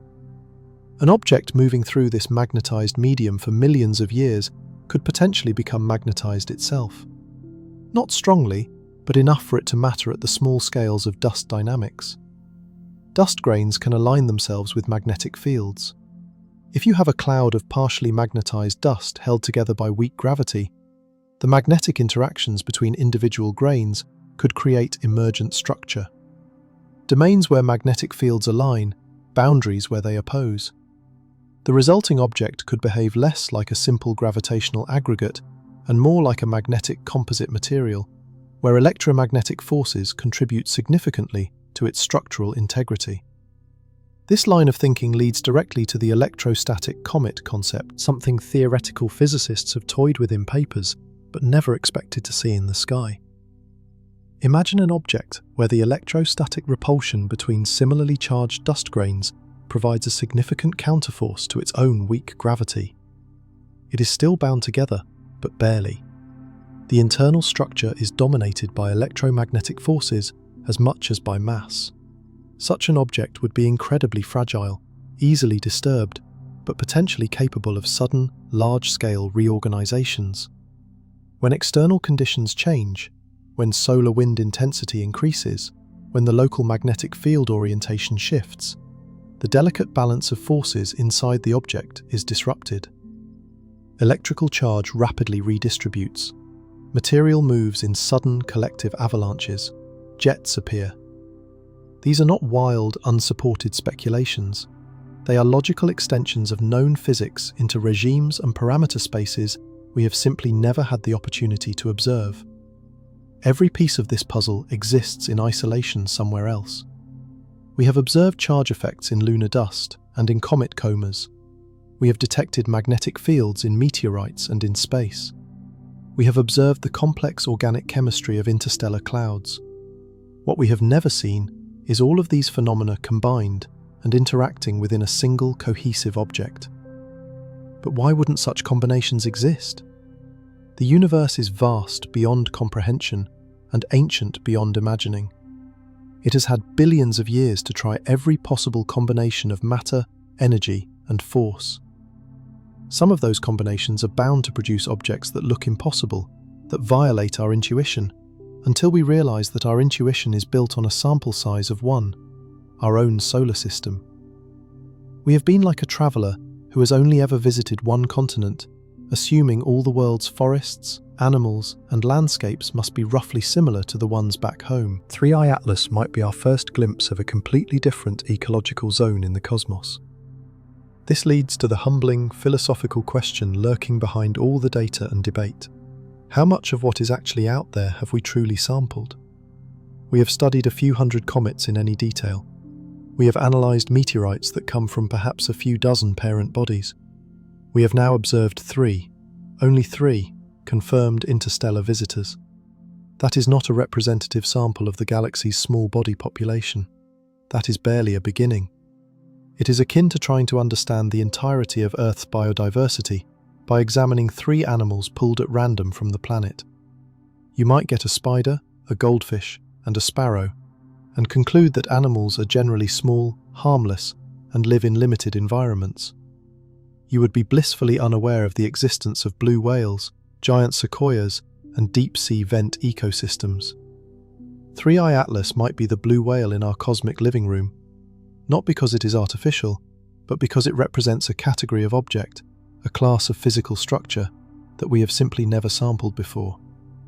Perhaps interstellar space is teeming with these things: charged dust aggregates, magnetically active fractal bodies, carbonaceous structures with exotic electromagnetic properties. They drift unseen in the dark between stars, invisible to our surveys, until one happens to wander close enough to a solar system that we can finally see it. The fact that our first 3 samples, Oumuamua, Borisov, and Atlas, are all radically different from each other should not surprise us. It should electrify us. It suggests a diversity far beyond our previous imagination. If we can confirm that 3i Atlas is a genuine new class of object, what would that mean for astronomy? It would mean our models of how small bodies form and evolve are not just incomplete, but are perhaps only relevant to our own local galactic neighbourhood. It would force open entire new fields of research into dusty plasma physics, electromagnetic self-organisation, and the material science of interstellar matter. It would fundamentally alter what we expect to find when we someday send probes to other star systems. It would be the most powerful kind of reminder that nature's creativity vastly exceeds the scope of our theories. And if we are wrong? If 3i Atlas turns out to be something mundane, a bizarre but ultimately explainable confluence of circumstances that we are misinterpreting due to insufficient data, that is fine too.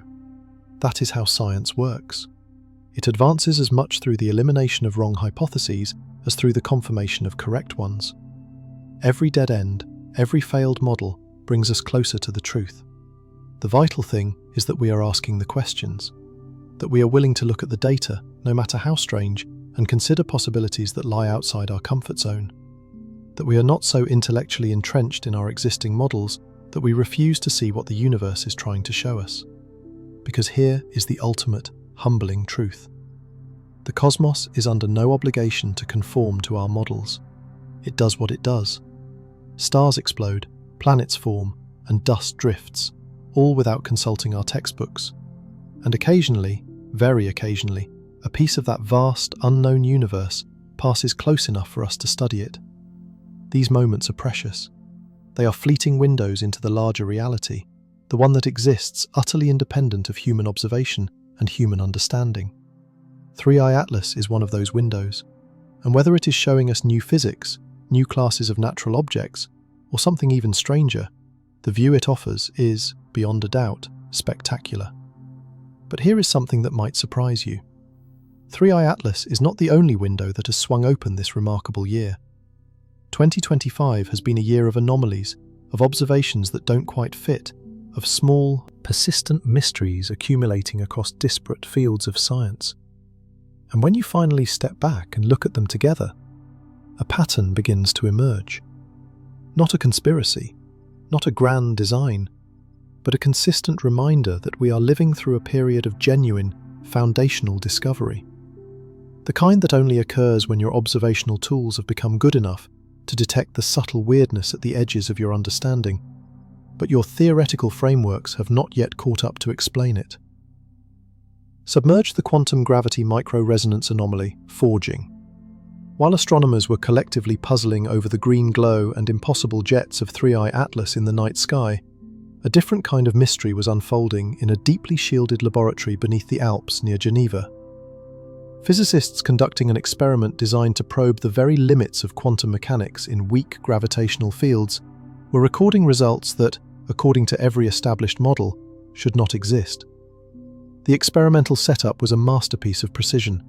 Ultra-cold atoms, levitated by lasers and cooled to within a millionth of a degree of absolute zero, were trapped inside an optical cavity, a space between two incredibly perfect mirrors. The entire apparatus was isolated from vibration, electromagnetic interference, and even the subtle gravitational pull of passing technicians. The goal was straightforward, if audaciously difficult: to measure with unprecedented accuracy how the delicate quantum states of these atoms were influenced by the Earth's own gravitational field.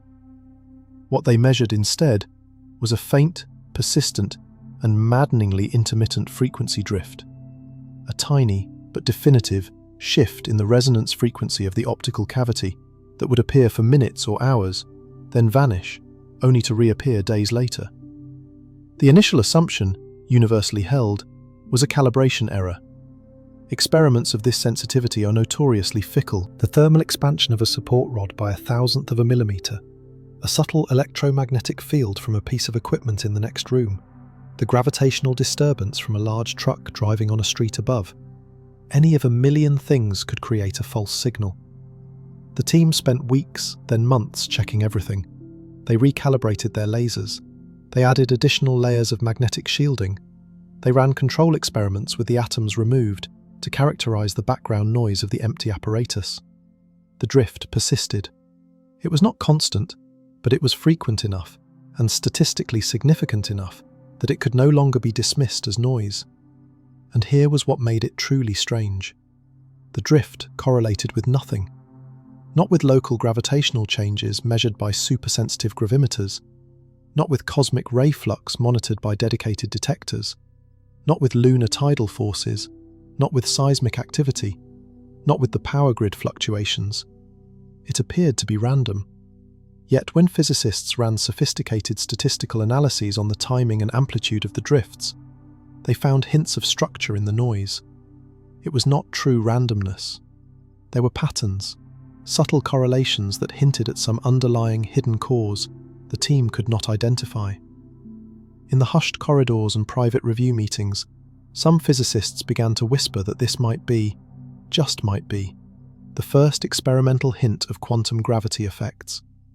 The holy grail of modern physics is a theory that unifies the realm of the very small, quantum mechanics, with the realm of gravity, general relativity. Most theories of quantum gravity predict that the unification happens at incredibly high energies or incredibly small distance scales, far beyond the reach of any conceivable experiment.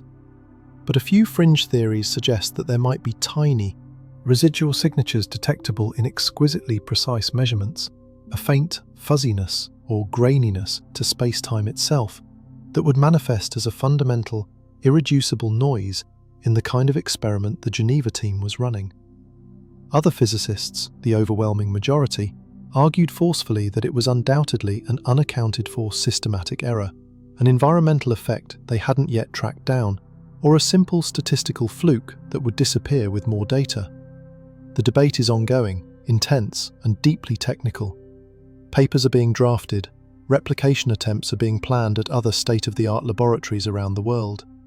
This is how science grinds forward when faced with the unexpected, with caution, with skepticism, with painstaking verification long before any claim of discovery is made. But here is why this esoteric physics problem matters for our story about a comet. Tiny, seemingly insignificant anomalies can be the first cracks in a foundational theory, cracks that eventually widen into entirely new fields of understanding. Before quantum mechanics was formally developed, there were unexplained details in the spectrum of hydrogen, small discrepancies that classical physics could not resolve. They were real data points, but nobody knew what they meant. It took a revolution in thought, decades of work, before those anomalies became the cornerstone of a new understanding of reality. What looks like meaningless noise in a laboratory today might be the signal of a new physics tomorrow.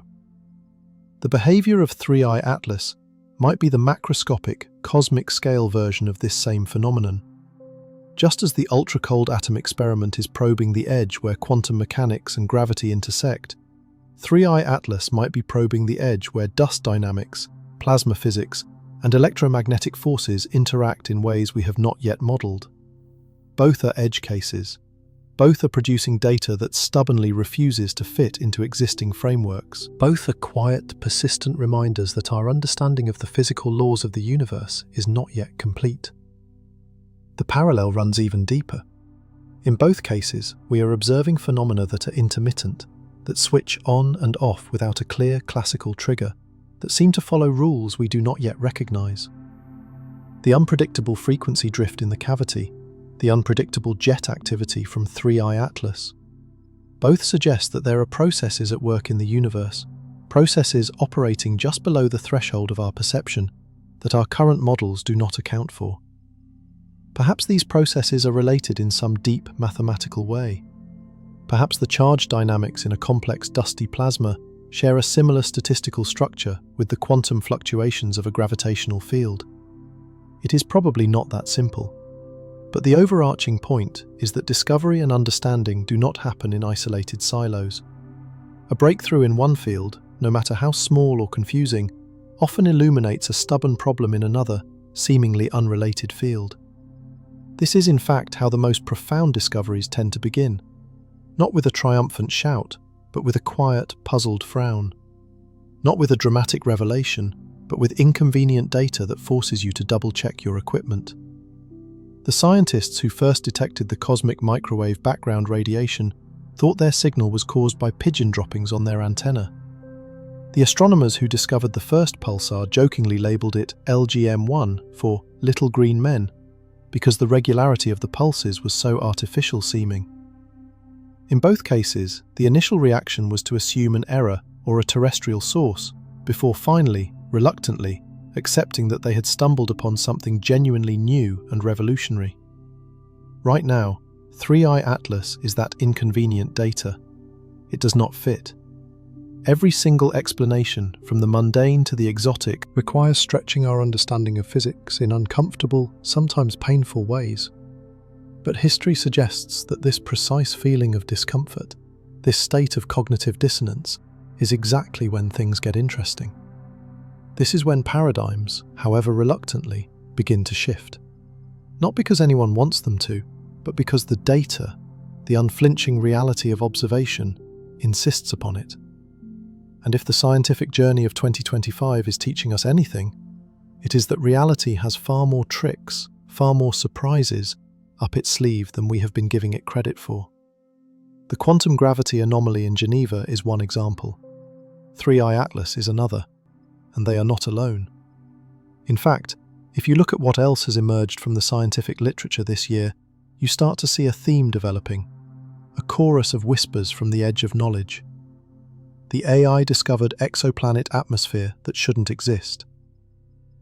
In August of 2025, an artificial intelligence system specifically designed to analyze the atmospheres of distant worlds flagged a target for human review. The AI was sifting through petabytes of data from the James Webb Space Telescope, specifically the transit spectroscopy of a warm, Neptune-sized planet, catalogued as K2-318b, orbiting a star about 100 light-years from Earth. The planet itself was not particularly notable. Mid-sized, moderately warm, orbiting too close to its star to be habitable, but not so close as to be tidally locked or stripped of its atmosphere. A standard exoplanet, our catalogues contain thousands like it. The AI's atmospheric retrieval algorithm, trained on thousands of previously analysed exoplanet spectra, had found something it could not reconcile with any known atmospheric model. The planet's atmosphere showed clear, repeated signatures of both carbon dioxide and ammonia. That alone was not strange. The strangeness was in their relationship. The concentrations of these two gases were locked in a perfect, anti-correlated, cyclical dance. As the CO2 concentration rose, the NH3 concentration fell. Then, as the planet continued its orbit, the pattern would reverse, with CO2 falling as NH3 rose. This cycle repeated predictably, in sync with the planet's year. Human atmospheric chemists, when they looked at the flagged data, were stumped. There is no known atmospheric chemistry that predicts this behavior. Carbon dioxide and ammonia are not direct reactants in a simple, reversible reaction in a gas giant's atmosphere. They are not competing for the same limited resource. In a typical model, their concentrations should vary together, both responding to changes in temperature and pressure as the planet orbits its star, or they should be stable. They should not seesaw against each other in a clean, predictable oscillation. The research team ran the data through every standard tool at their disposal: traditional atmospheric models, complex photochemical software, thermodynamic equilibrium calculations. Nothing could reproduce the observed pattern. The models either predicted stable concentrations of both gases or chaotic, non-repeating variations. They could not produce this clean, clockwork, anti-correlated oscillation. Here is what makes this discovery so significant. Human scientists had looked at this data before. A preliminary analysis months earlier had noted the presence of both gases, but had completely missed the cyclical relationship. The AI spotted it because it was programmed to be patient and exhaustive in a way humans are not. It was designed to check for thousands of possible correlations and periodicities without getting bored, without making unconscious assumptions about what should or should not matter. It is not that the AI is smarter than human researchers.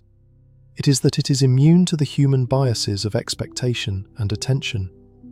This success raises deeply uncomfortable questions about our own limitations. How many other exoplanets have weird, complex atmospheric patterns hiding in plain sight within our archives, simply because we weren't looking for the right thing? How many other anomalies are waiting, unnoticed, for a patient, unbiased intelligence to point them out?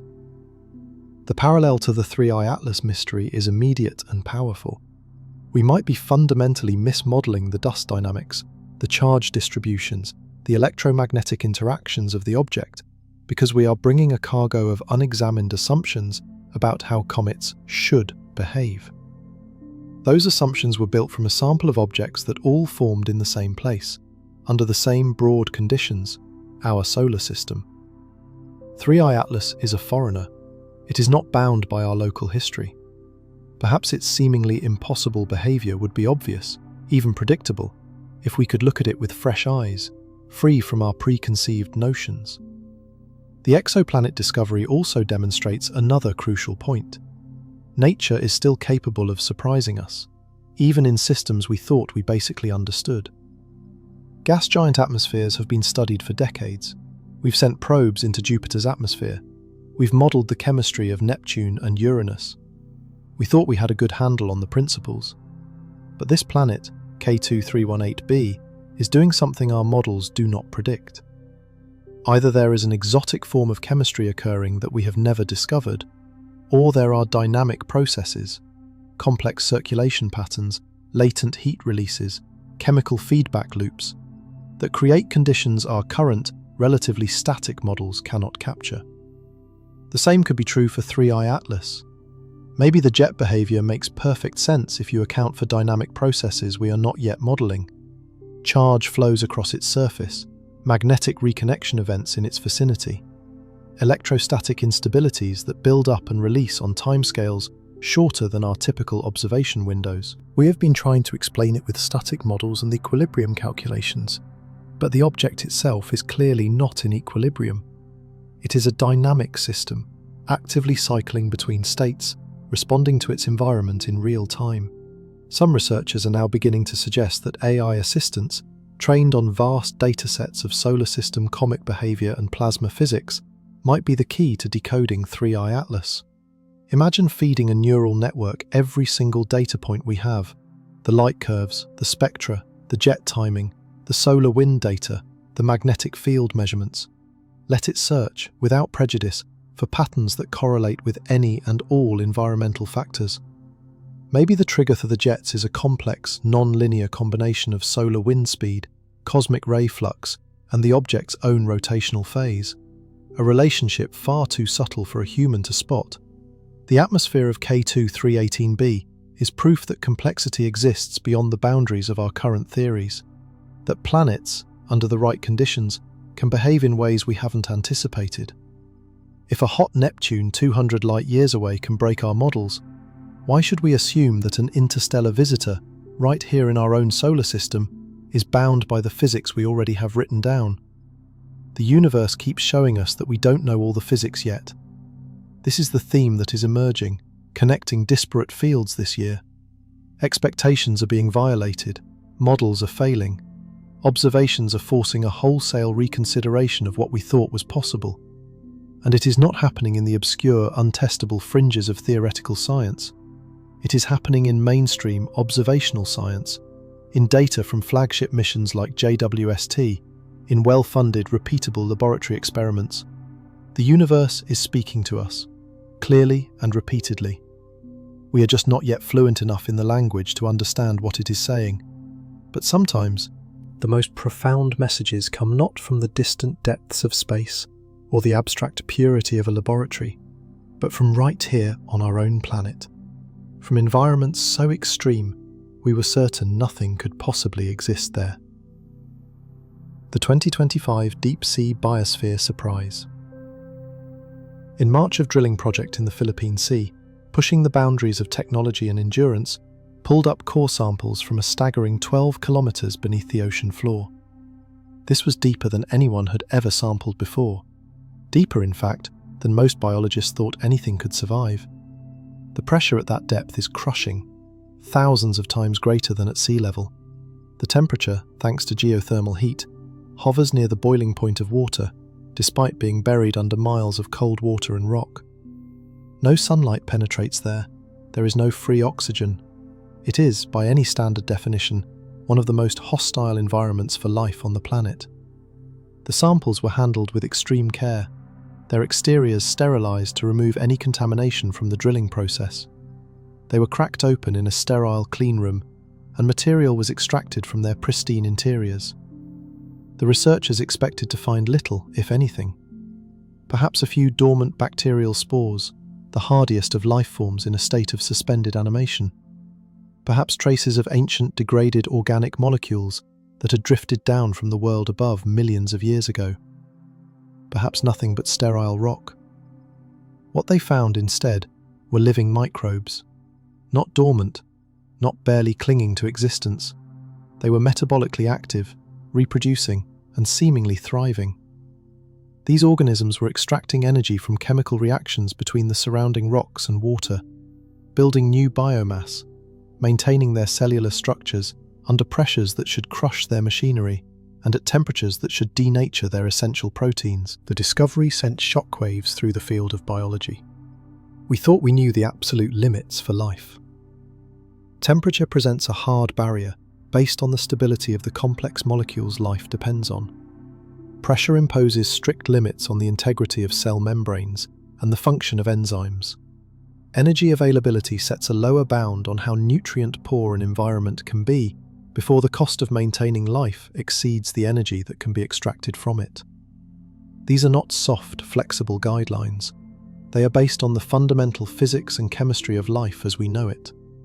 And yet, here were organisms, isolated from the rest of the biosphere, casually ignoring what we thought were inviolable constraints. The implications ripple outward, far beyond our own planet. If life can exist and flourish 12 kilometers down in Earth's crust, where else might it exist? In the global, ice-covered ocean of Jupiter's moon Europa? In the subsurface aquifers of Mars? In the hydrocarbon lakes of Saturn's moon Titan? We have often written off such environments as sterile because they violate our assumptions about what life requires. This discovery doesn't prove life exists elsewhere, but it violently expands the range of conditions we must now consider possible. It moves the goalposts for astrobiology, for the plausible to the nearly unimaginable. There is a broader, more universal lesson here about extremity and surprise. When you push any system, biological, chemical, or physical, into extreme conditions, it begins to behave in ways you cannot predict by studying it under normal, temperate conditions. Water at normal pressure freezes at 0 degrees Celsius. Water under extreme pressure can remain liquid at temperatures far below zero, forming exotic types of ice. The same principle applies to chemical reaction rates, material strength, and, as we are seeing, to the tenacity of life. Extrapolating from what you know in one regime to what will happen in another, far more extreme regime, is a dangerous game. Nature does not care about our extrapolations. It simply does what it does, governed by laws we are still uncovering. 3I Atlas exists in an extreme environment, not extreme by the standards of a star, certainly, but extreme by the standards of a small, icy body. It is an interstellar object, forged outside our solar system, exposed to different radiation and particle fluxes during its long journey, possibly shaped by physical and chemical conditions that simply do not exist within our own planetary system. When such an object is suddenly plunged into the inner solar system and begins to be hammered by the solar wind and intense ultraviolet radiation, why should we expect it to behave like the comets that formed peacefully in our own protoplanetary disk? Comets that have lived their entire lives in this same environment. The deep-sea microbes are Earth's own version of an interstellar visitor. They are adapted to conditions we do not normally sample, utilizing chemical pathways we do not normally observe, thriving in an environment our best models said should be impossible for life. They are a lesson in humility. They remind us that our understanding is built on a limited and likely biased sample of conditions. They scream that the universe is larger, stranger, and more inventive than our theories.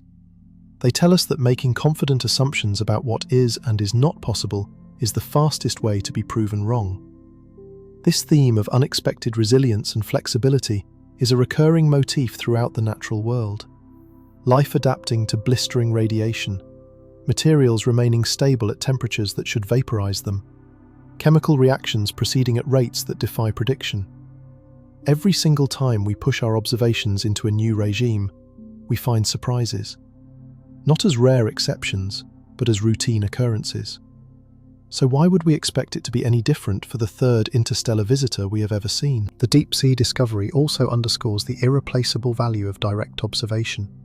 Before this drilling project, we had sophisticated models based on sound physics and chemistry that predicted nothing could live that deep. The models were logical. They were based on the best available data. They were also wrong. Not because the underlying physics was wrong, but because the models were incomplete. They did not, because they could not, account for the ingenious alternative metabolic pathways, the pressure-adapted proteins, the evolved solutions to problems we did not even know could be solved. We are in a nearly identical position with 3I Atlas. Our models, built on centuries of comet observations and solid physics, say the jets should not exist without gas. The models are logical. They are based on the best available data. But maybe they too are incomplete. Maybe there are alternative mechanisms for jet formation. Maybe the object has intrinsic properties, electrical, magnetic, structural, that we are not accounting for because we've never needed to before. The only way to know is to keep observing, to keep gathering data, even when it contradicts our cherished models, to keep testing hypotheses, no matter how unlikely they seem. Because the ultimate lesson from the deep biosphere is this: nature, when faced with a problem, finds a solution. The microbes 12 kilometers down did not care that their existence was theoretically impossible. They just existed. 3I Atlas does not care that its behavior violates our comet models. It just behaves. And our job, as scientists and as curious beings, is to figure out why. To expand our models, to stretch our imaginations, until they can finally accommodate reality, no matter how strange that reality turns out to be. But our own planet is not the only familiar thing that has been defying expectations this year. Even the object we know best in the entire universe, our Sun, has been acting in ways that are making solar physicists reconsider their own understanding. The solar surface butterfly void reanalysis. Back in October, solar astronomers monitoring our star's dynamic surface noticed something peculiar. A vast region, spanning approximately 50,000 kilometers across, had suddenly gone magnetically quiet. The Sun's surface is normally a seething tapestry of magnetic activity, a constantly shifting landscape of sunspots, frenetic magnetic loops, and regions of intense field strength. But this area, which researchers dubbed the butterfly void for its shape and its emptiness, simply stopped. The magnetic field intensity plummeted to nearly zero. Neighbouring active regions seemed to flow around it, as if avoiding the spot. This magnetic calm persisted for about 18 hours before the normal chaotic activity gradually seeped back in, filling the void. Initial analysis pegged it as a rare but natural fluctuation, possibly tied to the complex dynamics of the solar cycle or to submerged flows of plasma that temporarily suppressed magnetic field emergence. A few papers were published. The solar physics community noted it as an interesting curiosity, and attention moved on. Then, in November, new data arrived. Several solar observatories had been monitoring the Sun at the time of the void, with higher resolution instruments, capturing data at a faster cadence and across more spectral lines. When teams reanalyzed the butterfly void event with this superior dataset, they uncovered a detail that had been missed before. The void's formation wasn't an isolated internal event. It correlated with a distinct change in the solar wind streaming from that specific region of the Sun. The solar wind emanating from the void had unusual properties. It was less dense, travelled at a higher speed, and had a different mix of charged particles than the solar wind from the surrounding magnetically active areas. This detail transforms the event from a solar curiosity into a matter of potential significance for the entire inner solar system. The solar wind is the Sun's extended atmosphere, a supersonic plasma that bathes every planet, asteroid, and comet. It shapes planetary magnetospheres, sparks auroras, and directly influences the tails of comets. For a small body with significant electrical charge or magnetic properties, changes in the solar wind are not a background detail. They are a primary environmental factor. If the butterfly void event was not a one-off fluke, if similar, smaller-scale magnetic collapses occur more frequently, but are usually too brief or too small for us to detect, they could be creating a highly variable and unpredictable electromagnetic environment throughout the solar system. This brings us back to 3I Atlas. The timing of its jet activity doesn't correlate well with its distance from the Sun or its rotation. But what if it correlates with solar wind variations? Preliminary and still tentative analysis suggests there might be a connection. There are hints that outbursts are more likely to occur during periods of increased solar wind speed or during specific shifts in the orientation of the interplanetary magnetic field. It's not a perfect one-to-one correlation, and it could certainly be a coincidence, but it is a thread that must be pulled. Here is where the situation becomes philosophically profound. The Sun is not a stable, constant light bulb illuminating a static solar system. It is an active, dynamic, and at times unpredictable star that creates a constantly shifting electromagnetic environment for everything that orbits it. Most objects are largely immune to these changes. Rocky planets are protected by their own magnetic fields and thick atmospheres. Gas giants are too massive to be noticeably affected. But comets and small bodies, with their diffuse comas and exposed surfaces, exist right on the threshold where solar wind effects become critical. An object like 3I Atlas, if it is as electromagnetically sensitive as some hypotheses suggest, could be acting as a precise detector of these solar wind variations. Its jets might not be a statement about its own internal state, so much as a reaction, a response to the ever-changing conditions of its immediate space environment. Clang the reanalysis of the butterfly void proves a critical point. Even for our own star, the one we observe with a fleet of dedicated spacecraft, we can miss crucial details. We can misinterpret events. We can underestimate the true variability of the system. If that is true for the Sun, how much more true is it for everything else? For distant stars whose flares we only catch by chance? For exoplanet systems where a single transit observation is used to characterize an entire world? For the properties of the interstellar medium, which we infer from a handful of sparse measurements? Our knowledge is built on snapshots, and we are only now realizing that the subject of the portrait is in constant, fluid motion. The solar data also forces a reconsideration of causation. When 3i Atlas produces its jets, is it acting autonomously, driven by its own internal clock or processes? Or is it reacting, like a sensitive instrument, to external triggers? The solar wind is one possible trigger. Cosmic ray flux is another. The local magnetic field orientation, subtle temperature variations from changing solar illumination. All of these factors vary on timescales that could match the object's observed activity cycles. If 3i Atlas is an exquisitely sensitive detector of its electromagnetic environment, then the jets are not just a mystery to be solved, they are data. They are a message, not necessarily an intentional one, but a readout of the invisible forces that wash over it. We have been trying to understand the object, when we should perhaps also be trying to understand the environment it is responding to. This is a pattern that keeps repeating, a theme connecting the anomalies of 2025. Observer-dependent phenomena. The quantum cavity anomaly depends on when you measure it. The exoplanet atmosphere's composition depends on where in its orbit you observe it. 3i Atlas's behavior appears to depend on solar wind conditions. The universe is not presenting us with a collection of static, easily catalogued objects. It is showing us dynamic systems in constant, complex interaction with their surroundings. Our ability to understand any one system is contingent on our ability to capture it in a sufficient number of its different states to see the full range of its behavior.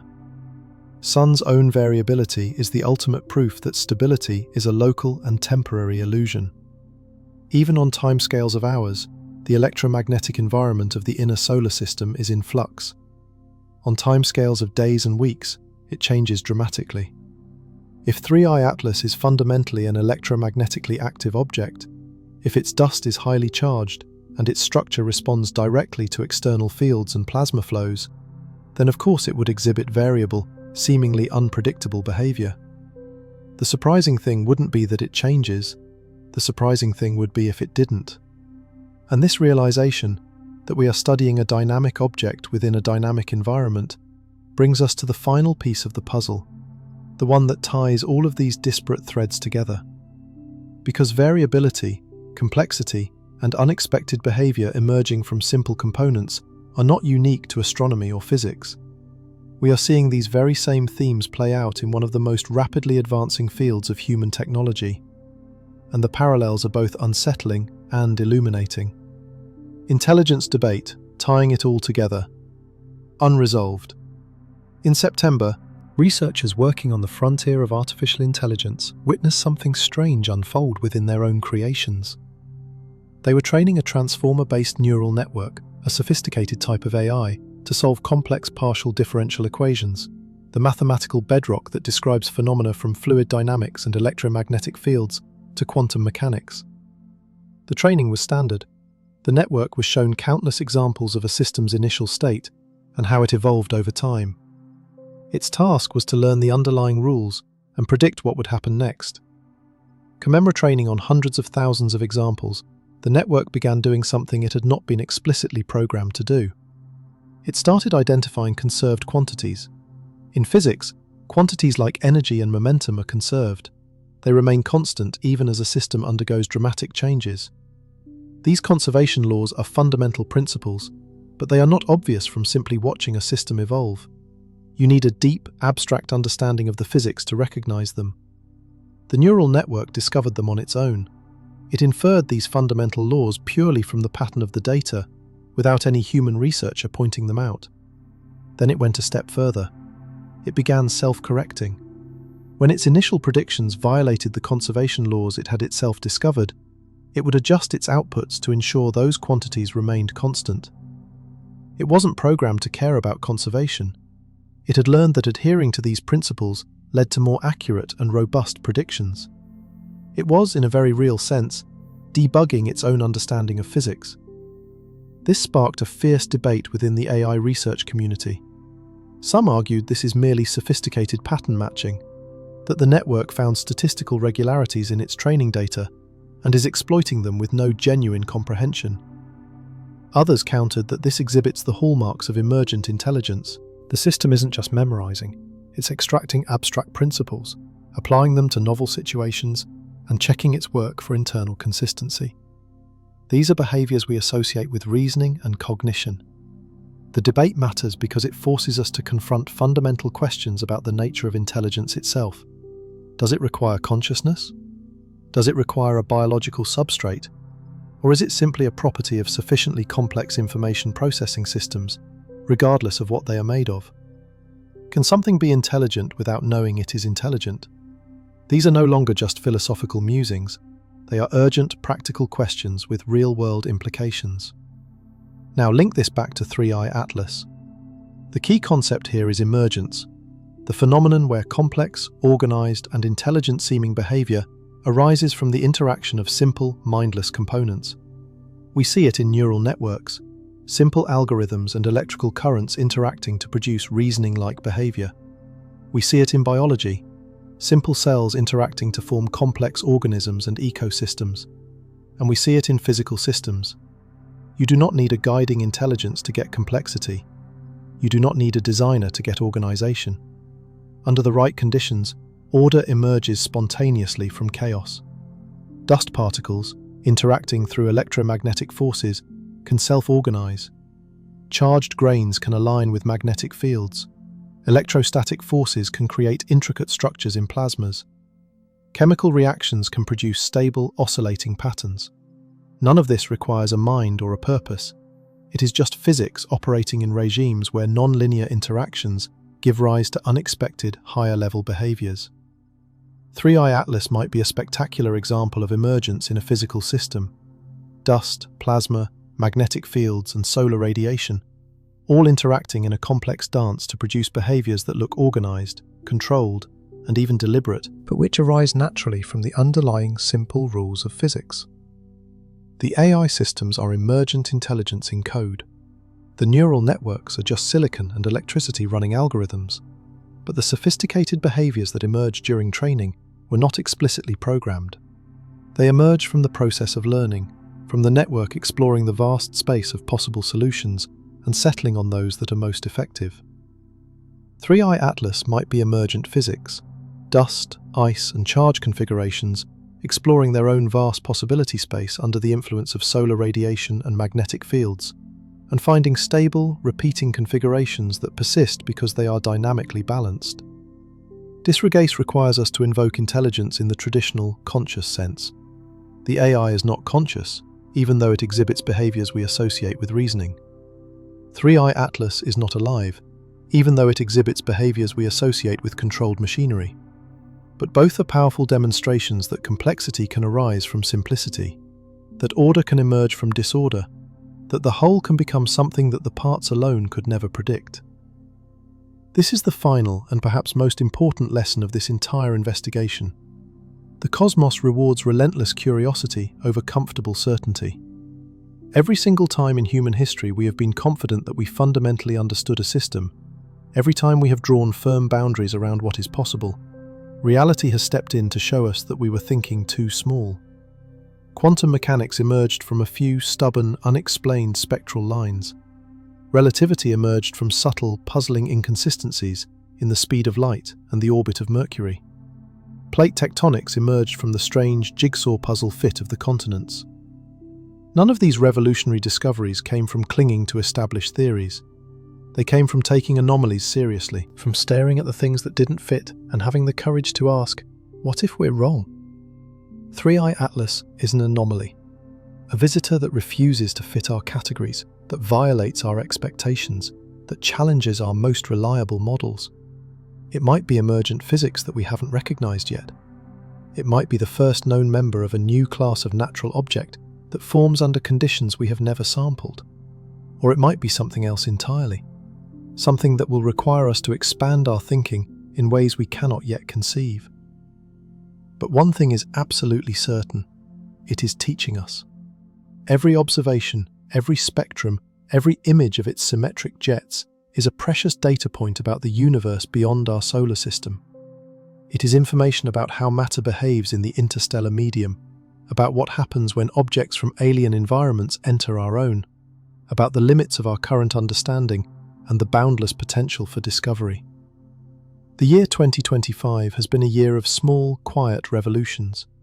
Hints of quantum gravity in a lab, an exoplanet atmosphere that defies chemistry, the expansion of life's domain into the deep crust, surprises from our own sun, emergent behaviors in silicon mines. Individually, each of these might be explained away, might turn out to be less revolutionary than it first appears. But collectively, they paint an unmistakable picture of a science in a period of fertile transition. We are at one of those historical moments when the old frameworks are beginning to show their age, when observations are accumulating that don't quite fit, when the next generation of theories is gestating, not yet born. And in the center of it all, there is 3I Atlas, a green glowing visitor from the stars that refuses to play by our rules, an object that produces jets without gas, that glows without chemistry, that organizes itself with a symmetry that whispers of either profound natural order or something else entirely. It challenges us to explain it, while simultaneously reminding us that the explanation might require intellectual tools we haven't yet invented. This is not just a story about one weird comet.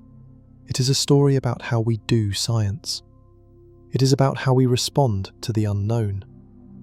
It is about the essential balance between healthy skepticism and open-minded wonder.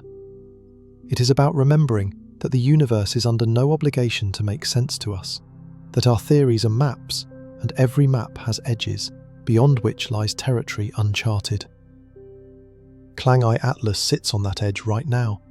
It is out there in the unmapped space, in the region where comets shouldn't behave this way, but do, where natural explanations stretch thin, but artificial ones still seem too bold, where every potential answer raises a dozen new, more profound questions. It is uncomfortable. It is frustrating. It is exactly where the most interesting science has always happened. So what is 3I Atlas? We still do not know. It is already moving away from the sun, growing fainter with each passing night, heading back toward the interstellar darkness from which it came. Within a year or two, it will be beyond the reach of all but the most powerful telescopes, a fading pinpoint of light carrying its secrets with it. The window for study is closing. Whatever truths it holds might leave with it, unanswered. But it has shown us something invaluable. It has shown us that the universe is still rich with surprises, that the space between the stars is not empty, but filled with objects and phenomena we are only beginning to imagine, that our solar system is occasionally visited by things that match nothing in our experience, and that the next visitor could be stranger still. Because 3I Atlas is more than just a visitor. It is a reminder that we live in a cosmos filled with phenomena we haven't discovered, with physics we haven't formulated, with possibilities we haven't yet dared to imagine. It is a reminder that the universe is bigger, stranger, and infinitely more interesting than our current theories suggest. And it is a reminder that the only appropriate response to mystery is not dismissal, nor is it a premature leap to conclusion. It is careful observation. It is rigorous, humble analysis. It is the courage to admit we don't know, and the persistent, unwavering willingness to be surprised. We stand at the edge of a discovery, not because we have found definitive answers, but because we have found questions we did not know how to ask. Fall back after Hepus. Greenwich, and whether it is showing us a new chapter in physics, a new taxonomy of celestial objects, or something for which we have no words, the conversation it started will continue long after it has vanished from our view. Because that is how science truly advances. Not through certainty, but through the courage to face the unknown, through the humility to revise our models when they fail, through the simple, stubborn persistence to keep looking, keep questioning, keep pushing at the boundaries of knowledge, until finally, those boundaries move. 3I Atlas came from beyond those boundaries. It passed through our neighborhood, showed us wonders we are still struggling to comprehend, and will soon return to the darkness. But it leaves behind a gift, the certain knowledge that out there, in the deep and the dark, there are things we never expected, things that challenge everything we think we know, things that remind us why we look up at the night sky in the first place. Not for the comfort of confirmation, but for the thrill of discovering we were wrong, for the joy of finding that the universe is stranger, more beautiful, and more mysterious than we ever imagined. For the profound privilege of witnessing something genuinely new. And 3i Atlas, whatever it is, whatever secrets it carries, has given us that privilege. The green visitor from the stars that refuses to be explained, the paradox that will not resolve, the mystery that deepens with every observation. It is out there now, growing fainter each night, carrying its contradictions back into the cosmic dark. But it has left us changed. It has left us wondering. It has left us knowing that the universe has more stories to tell, more surprises in store, more mysteries waiting just beyond the edge of our understanding. And that, in the end, is exactly as it should be.